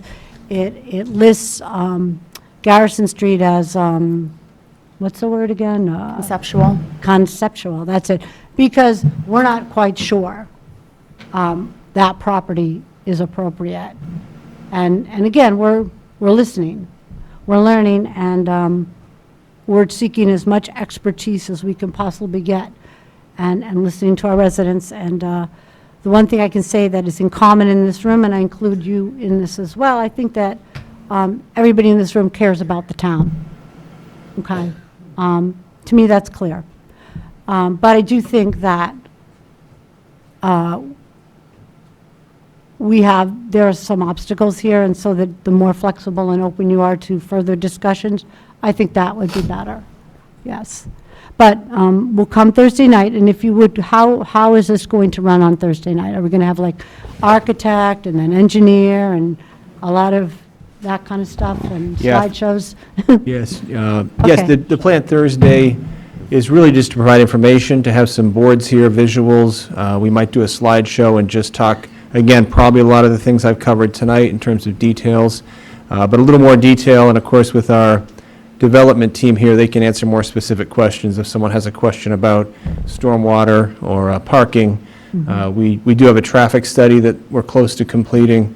So that's more the experts who can kind of get into the details if people have questions about those things. So we'll have a presentation, then a time for questions and answers. So.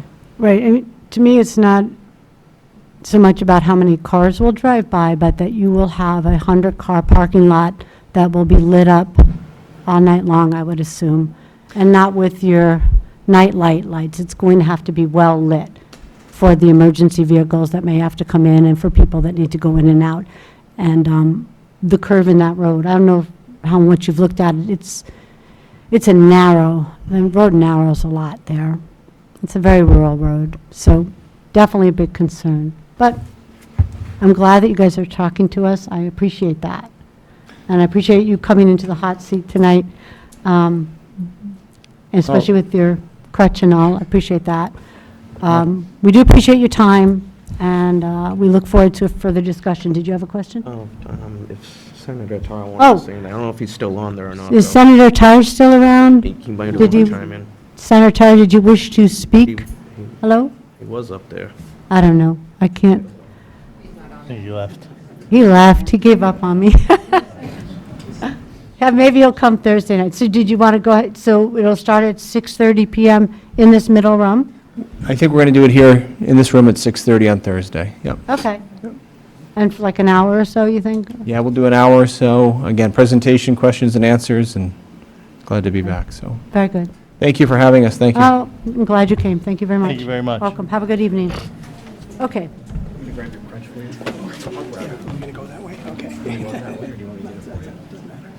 Okay. So we're moving now to item 3, which is the housing production plan. And I don't know how many of you have had a chance to actually read through it, but in that plan, you will see it does talk about the rural character of our town and how much we all want to preserve that and save it despite the growth in the town.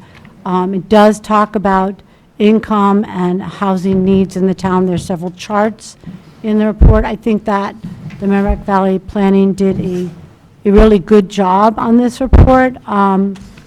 They included a lot of information for us. What it's supposed to do is at the end of it, it shows a chart. I don't know if you want to put the amended chart up now. It's been amended to show conceptual for Garrison, conceptual for Valley Screw. I think that already was conceptual. And I'm trying to think. There was a few parcels of land that were listed that possibly would be, the 200 apartments or 190 on Sewell Street are listed as permitted, even though they're not permitted yet. This is, I know, confusing. It's confusing to me, too. At one point in the report, it says we've only met 3.4% of our requirement, but when you add in the 190, we have satisfied our requirement. But that doesn't mean we've met the housing needs for these older citizens in town. It just simply means we've met a benchmark for low-income, affordable housing.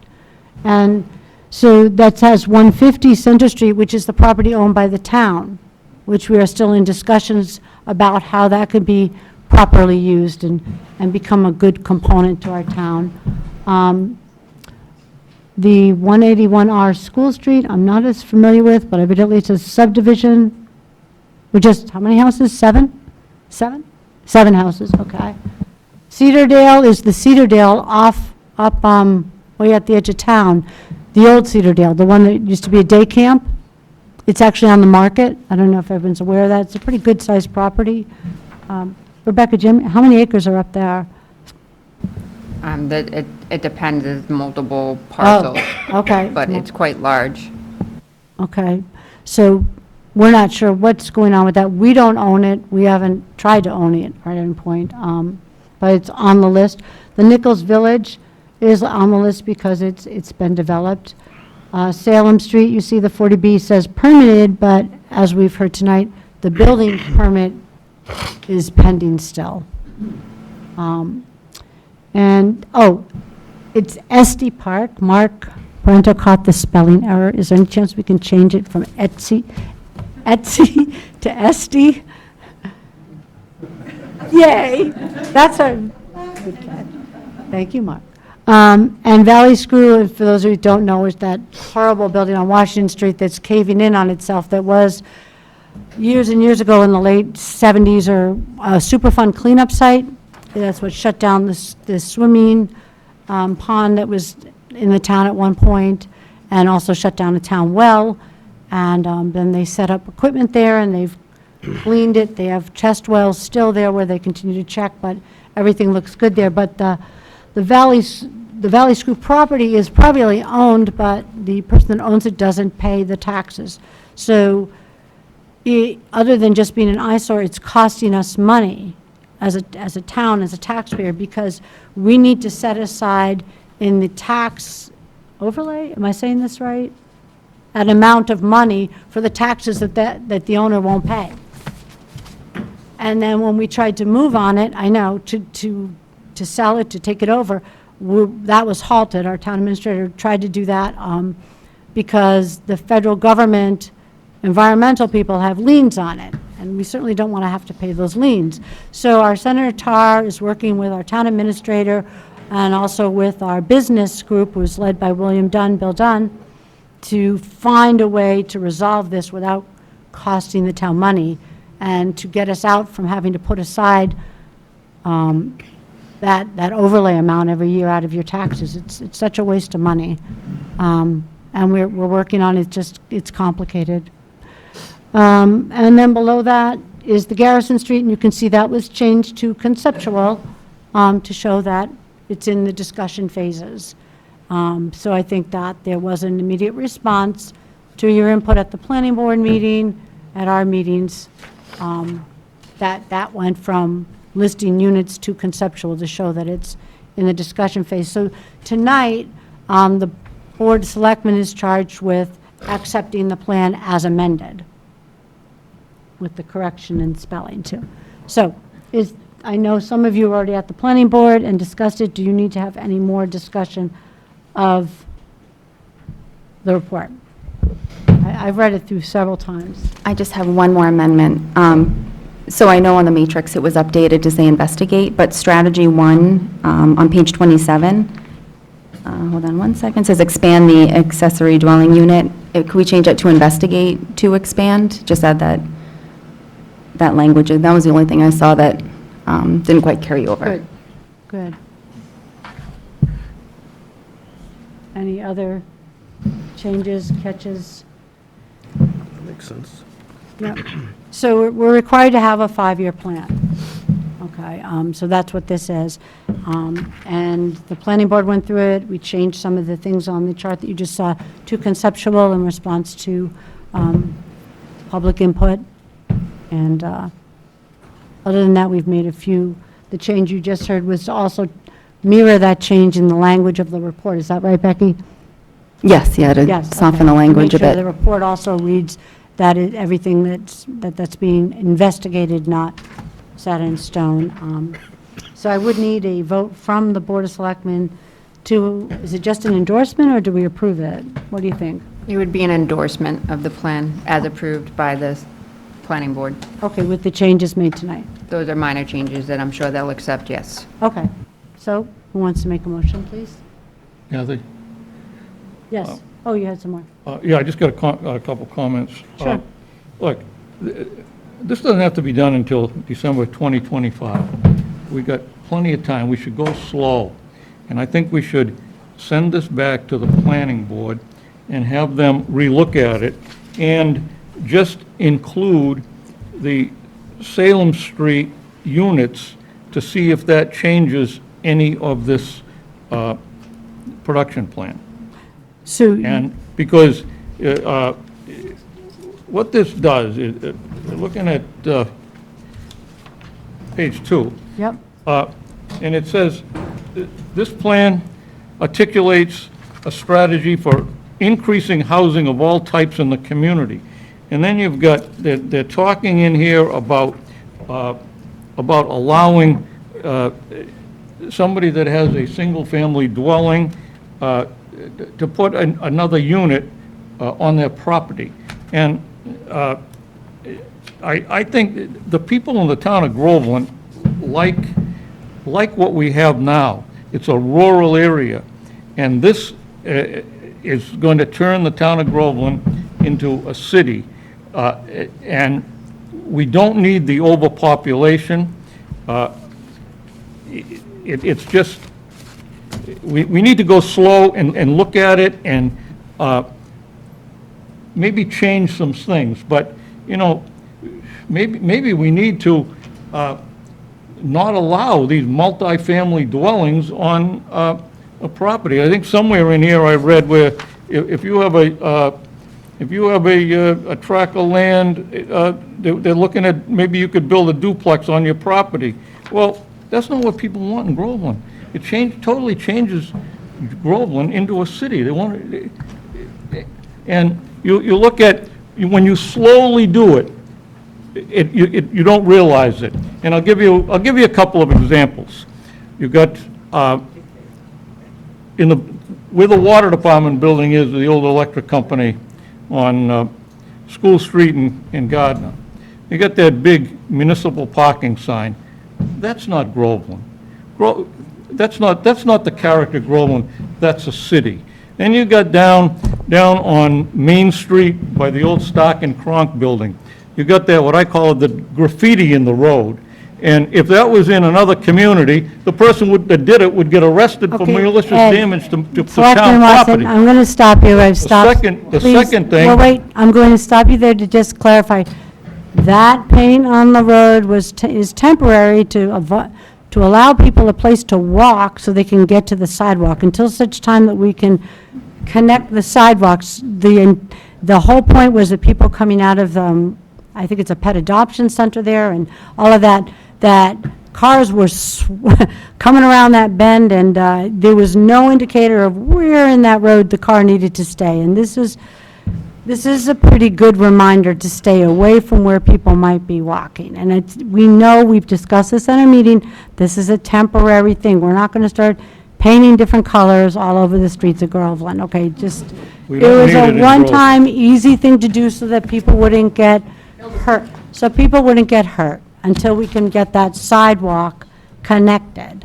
Okay, and that hasn't yet happened. But what I was going to say is, first, if I could ask our town administrator, we have until what date to act on this? So in communicating after the planning board meeting with the MVPC, they didn't give a hard deadline as they're still trying to wrap up the other chapters with some of their other communities, but the intent is to submit to the state for review and approval in the fall. Okay. That being said, one of the comments on your letter moving forward for safe harbor and things of that nature could say that you have an approved housing production plan and therefore you are moving forward with providing affordable housing in your community. So it is something that is important to move forward with and to make sure that we're taking a direction. So that the state knows, in other words, that we are taking this seriously and we are planning and directing the growth into the places where we feel the town can afford to have it happen. So I don't feel like we have the authority to throw this back at the planning board and tell them to do it over. That's not our call. We can certainly hold on to this. I think, Ed, one of the things that I believe you were kind of referring to is, and I couldn't find the page when you were talking, but it was just one of their suggestions. It wasn't something that was in the plan. It was that if you wanted to look at this, that you would allow someone to build an accessory dwelling on their property. We do not allow that right now. We do not allow that.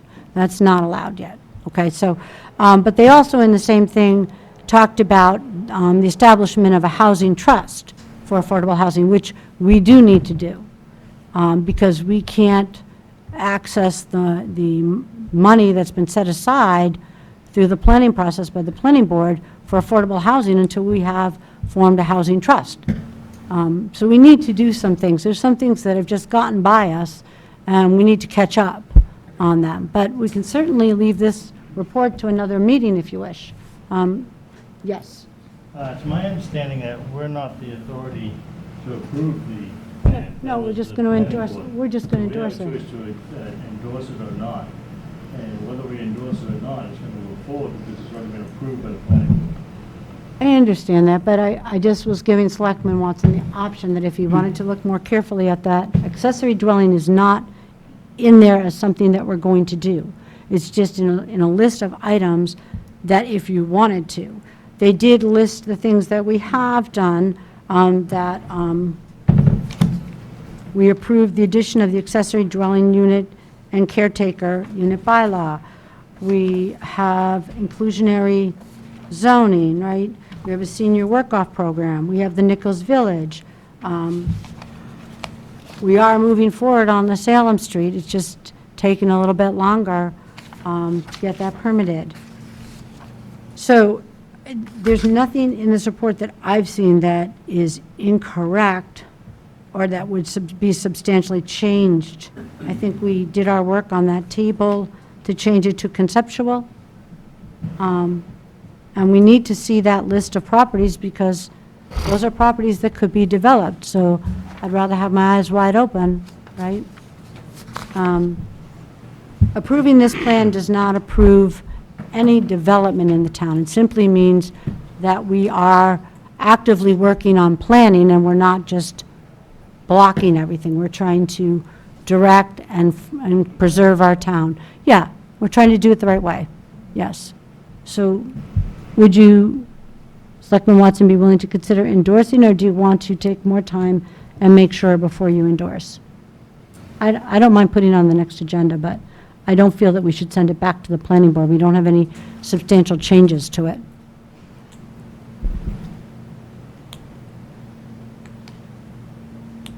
I was just hoping the endorsement could be unanimous if possible, so that we can now move forward to the other items that we're going to need to spend time on. As we saw tonight, we're going to be spending time on the Garrison Street project.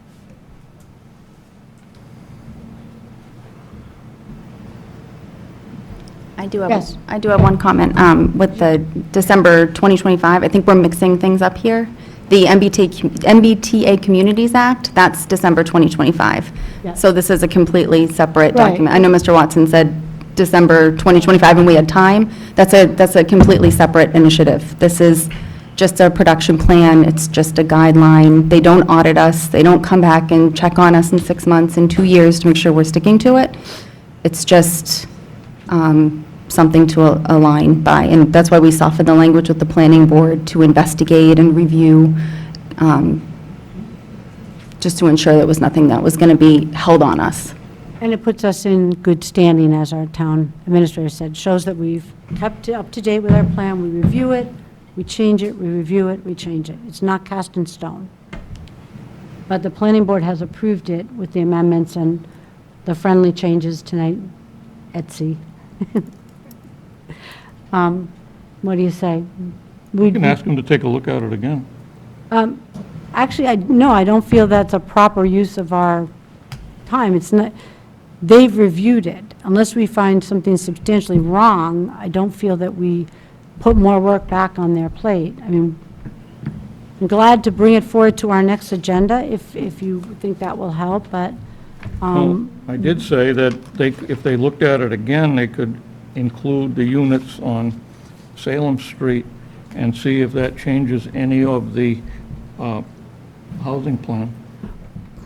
the unit, my understanding, the units on Salem Street, they are included in they show as permitted in the table, which I think is a good thing. They show up, they're there, they're in the report. Where they don't show up is in the dialogue when it says we're only at like 3.4% on our way to 10% of affordable housing. Once the permits are actually given and the apartments are built, yes, we've satisfied our 10%, which is helpful to us. But I feel like this report shows that. Nobody's going to use this report to say, you didn't meet your quota. I mean, if we meet it, we meet it. If we don't, we don't. It's not a matter of what, this report is just a picture in time of where those permits are. And right now, they're not permitted at the 190 apartments yet. But they are shown in the report as existing, as being approved by the zoning board. So that shows that we're on our way to meeting our requirement, which gives us more flexibility and things for when we're talking to developers about 40B and where a development should be and shouldn't be. I think that's where Selectman Watson is coming from, is that once, supposedly when we have those permitted, we've met our 10%, now we can have discussions about whether or not this is a good 40B or would help the town. What does this do for our town? But again, this report is a picture in time. It's a snapshot in time. They have accurate information on our demographic and our income levels. It's useful information. I think we should just endorse it so that we can move on, because we do have other matters that are going to be coming back to us that are going to require a lot of our time. Anybody else? I'll just make the motion that we endorse the housing production plan as approved by the planning board. I'll second it. And that's with the friendly changes? Yes, okay. Any more discussion? Nope. All in favor of the endorsement? Opposed? Opposed? Okay, all right, thank you. So we'll move on. Next, we have a one-day liquor license for Jonathan McLaughlin and Marie Ware of Haverhill, a private event on August 3rd, liquor to be served from 3:30 PM to 9 PM, and it will be held at VZ Memorial Park. I'll make a motion to approve the one-day liquor license for Jonathan McLaughlin and Mary Ware of Haverhill on August 3rd, 2024. They'll be serving liquor from 3:30 to 9 PM at VC Memorial Park. I'll second it. Oh. Okay, any discussion? There be none, I'll call for the vote. All in favor? Aye. Okay, and that completes our discussion and possible vote section. Now we're on to appointments. And we have an appointment of Officer Christopher L'Italian to the rank of Sergeant for the Groveland Police Department. I'll make a motion to appoint Christopher L'Italian to the rank of Sergeant for the Groveland Police Department. Second. Any discussion? Let's say congratulations to Sergeant L'Italian. I'll call for the vote. All in favor? Okay. And next I have an appointment of Max Cloutier of Groveland as a seasonal groundskeeper for the Groveland Highway Department effective July 24th, 2024, for up to 19 hours per week at a rate of $17 per hour. I'll make a motion to appoint Max Cloutier of Groveland as a seasonal groundkeeper for the Groveland Highway Department effective July 24th, 2024, for up to 19 hours per week at a rate of $17 an hour. Second. Any discussion? Yes. I thought we appointed him a couple of meetings ago. We actually appointed his brother, Teddy. I know, I was thinking the same. It's in the family. Okay, I'll call for the vote. All in favor? Aye. Okay. And now we have, let me just go to full screen, I can see it better. There we go. Thank you. Okay, and next we have a request to appoint Arthur Marcos of North Andover to Programs and Project Manager for the Highway Department effective August 19th, 2024, at a rate of $46.94 per hour. I'll make a motion to appoint Arthur Marcos of North Andover to Program and Project Manager for the Highway Department effective August 19th, 2024, at a rate of $46.94 an hour. I'll second that. Okay, since you have his resume, why don't you tell us a little bit about him? Oh, I can't even talk right now. All right, give me that. You're falling apart, Mark. What are we going to do? Okay, he has a lot of experience and graduate of Northeastern University, Bachelor of Science in Civil Engineering, project manager, Department of Public Works in the town of Tewksbury, assistant civil engineer in Department of Public Works in the town of Reading, staff engineer, Municipal Wastewater Group, and Weston and Sampson Engineers, Massachusetts Water Resources Authority, extensive experience and certifications. Impressive. Yep. So, any more discussion? All in favor? It's unanimous. Welcome aboard. I know, we haven't met him yet. Appoint, I'm going to be bad on this. Is it Murray or Mary? Murray. Murray, thank you. Murray, Edie. Edie. Okay, Murray Edie of Danvers to the Administrative Assistant for the Water and Sewer Department effective August 12th, 2024, at a rate of $28.22 per hour. I'll make a motion to appoint Murray Edie of Danvers to the Administrative Assistant for the Water and Sewer Department effective August 12th, 2024, at a rate of $28.22 an hour. I'll second that. Okay, any discussion? Okay. Okay. All in favor? Okay. And per Massachusetts General Law, Chapter 54, Section 12, appoint the election staff as recommended by the town clerk effective September 1, 2024 through June 30th, 2025. I believe we have a list of all those. Right? I know I saw the list. Yeah. It's a long list. No. I've read it. You want to do it just as a list? Well, yes, I mean, it's like at least 20 names. I mean, it's a lot. All right. It's impressive. Impressive we have this many people volunteering to help out. That's great. So I'll make a motion per Massachusetts General Law, Chapter 54, Section 12, to appoint the election staff as recommended by the town clerk, effective September 1st, 2024 through June 30th, 2025. I'll second that. You seconded. Any discussion? There be none. All in favor? Okay. And number 10 is the Community Preservation Select Board appointment. We did So the anybody- current appointment is Select Board Member Watson, so I wasn't sure if Mr. Watson would like to continue on in his role. I thought it was a 3-year appointment.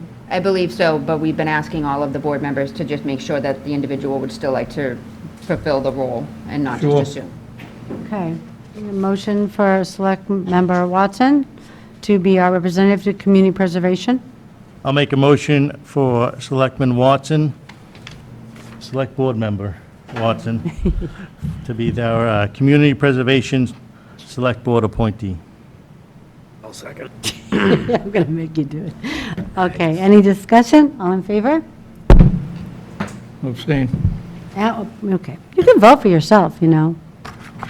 It's okay. Abstain. Okay, one abstention. 4 in favor, 1 abstention. Okay, we have minutes from June 24th, 2024. If you've had a chance to read those and wish to make a motion to approve them, you can get those approved and part of the record. I'll make a motion to approve the Select Board meeting minutes from June 24th, 2024. Yeah, I was here, so I'll second They that. look to be in order. I move for passage. Okay, and I will abstain because I wasn't there. So, all in favor? Yep. 4 in favor, 1 abstention, because I wasn't present. And next to approve Select Board meeting minutes from July 8th, 2024. I'll make a Sure. motion to Yes. table the I'm Select sorry, Board could we, meeting minutes. hold up 1 second, 'Cause we sorry. don't have them. What, oh, we don't have them? Yes. So what were you just saying? To table them until next week. Oh, sure. There's no discussion on tabling. Did you make a second? Yeah, I did. On the table Oh, yeah. motion. All in favor of tabling July 8th? Yep. Okay. Old and unfinished business, I don't see anything listed. Other items not reasonably anticipated time of posting, I'm not aware of anything. And now we're on to town administrator time. You have the floor. Yes, I just have a few items as listed under the categories as we have outlined on the agenda. So first, just to update the board and let them know that under Town Hall Operations Update, we are officially going to begin the cable move next week. We will have some time where the phones and email will be down, but we will be coordinating with department staff once we have the final date. So we're looking forward to having the lovely equipment over there to be no longer there and giving us a little bit more movement in the room so that we have a lot more functionality and we can use it for a lot of different meetings and events and things that we have and that we host here in this room. Under field use, property use, and special event permit updates, just to let you know that we approved a special event for USGS to utilize the Pines on August 7th. They will be doing, or they have been working on a water quality study at the Merrimack River, and they've been utilizing the boat ramp for the last few years in order to do sampling, et cetera. So they will be holding a private event to showcase some of the work that they've been doing. For grants updates, I just recently, as of today, met with the Collins Center for the IT assessment that we've been working on. That was part of the Community Compact grant that we received last fiscal year, so we're just closing that up. So hopefully, once we have the final draft plan, they will be either in to present it to you, or we will share it with the board for review, and then we can invite the consultant in to answer any questions and go over the report in more detail. But we're really looking forward to it because it should give us a better understanding of all of our current IT equipment and a basic inventory, and give us a little bit more of a guideline as to how we move forward, how we adequately replace our aging technology, and how we're being thoughtful about how we're spending money and doing that. There's a lot of different things that come into play, whether we're talking about desktop computers, laptops, whether we're talking about software, servers, in the age of technology and remote meetings and things of that nature. That's also been something that has been at the forefront in how we can make a lot of our rooms, like we just discussed with the cable move, a lot more meeting-friendly, such as the back meeting room, et cetera. So we're really looking forward to the report and seeing what we can do as next steps to move some of those recommendations forward. From the procurement side of things, like the last meeting, I had told you that we had awarded a contract for the Bagnell Elementary underground storage tank removal, so we're still working forward with that. So other than that, there's no updates. And then from the community preservation project update, as I'm sure some of you have seen, we are conducting survey and field work for both the Pines parking connection as well as the Shanahan parking lot. So they are out there doing their investigative work, and they will be assembling an existing conditions plan, which will then go to the engineers for the design phase, so that we'll be able to begin the design element of those two particular projects. For the Perry Park project, we are gathering proposals with the landscape architects. We've received 2. We'll be working with the project applicant on next steps and taking that project to the next step. For the tennis and pickleball courts, we met with a contractor out at the Pines just this past week to discuss surfacing. There had been a question as to what type of surfacing that we were going to be utilizing for the courts, and somebody had mentioned the difference substantially in terms of asphalt as opposed to some of these I forget the word, but they're like more tiles, they're more forgiving on the joints and things of that nature. So whether or not we should move forward with the plan of using the asphalt and painting it, and whether or not we should take a further investment and what that would do for our budget. If it is something that is worthwhile, we'll bring it back to the Community Preservation Committee. If they agree, then we'll move forward with trying to potentially ask for an increased budget with town meeting. If not, we'll stay with what we had approved and we can move forward within those guidelines. It was just something that we had not originally thought of, and we thought, you know, if we're going to be moving forward with the project, we might as well do it right and make sure that we get the proper buy-in before making those decisions. So we are still doing our due diligence and making sure we have all the information on warranty, long-term maintenance, whether or not it's better in terms of cost, because obviously once you paint the asphalt, you will have to paint that again in 5 years, even if you were to do that. So there are a lot of different factors at play. So we will have a pro and con list to present to the board. And then lastly, if you haven't seen, over at Washington Park, we had the resurfacing done on the pavement a while back for the basketball courts.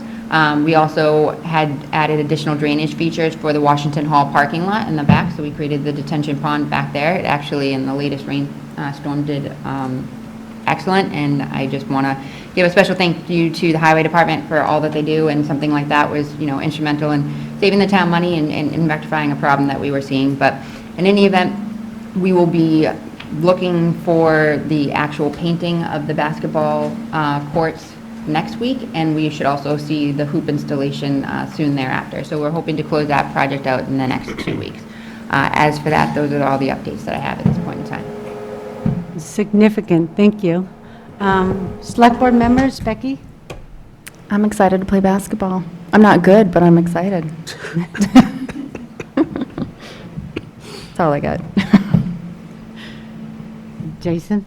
I just want to echo what Rebecca said and thank the Highway Department for all that they do. It's not easy, especially this time of the year when it's so hot, and there's a lot to do. So thank you. Mark? I just had one question. Now that we got a project manager, we had a couple meetings ago, we talked about the noise between the buses and River Pines here. Can we get him on that to explore it? Because it's only a matter of time before the buses are back, and, you know, get it taken care of before. 100%, and we have actually done some of or initiated some of the due diligence as requested by the board at the last meeting, or 2 meetings ago, about exploring other locations, and we reached out to the Bagnell Elementary School to see whether or not they could actually even park there. So we have explored other locations as well. So hopefully within the next week, as you said, I mean, school is just around the corner. I know earmuffs, but it is coming. So we will definitely get that on the board's agenda to make sure that it's decided before then. But thank you very much for the reminder.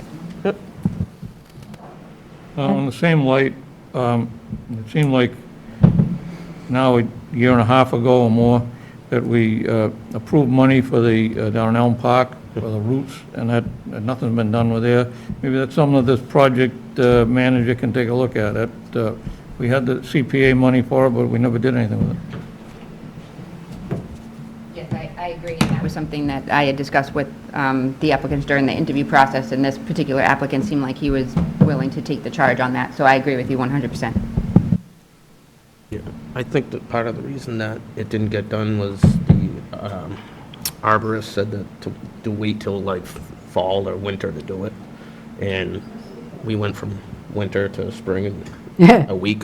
You know, so- Winter to summer to 90, so, okay. So just a couple of things I knew, yes, I discussed with our town administrator, the bus parking issue is, so it's in our view, and we know she's reaching out for the other locations, see what else can be done so that we can shift those buses away from those windows of those apartment rentals. That's unfortunate for them. And then the second parking issue that I thought, do we need to have it on the agenda or not? That'll be something you'll tell me before the next meeting. Along Main Street, it might be Perry Park property where they're cutting out and parking, and we already, the board, I believe several years ago, already issued a letter.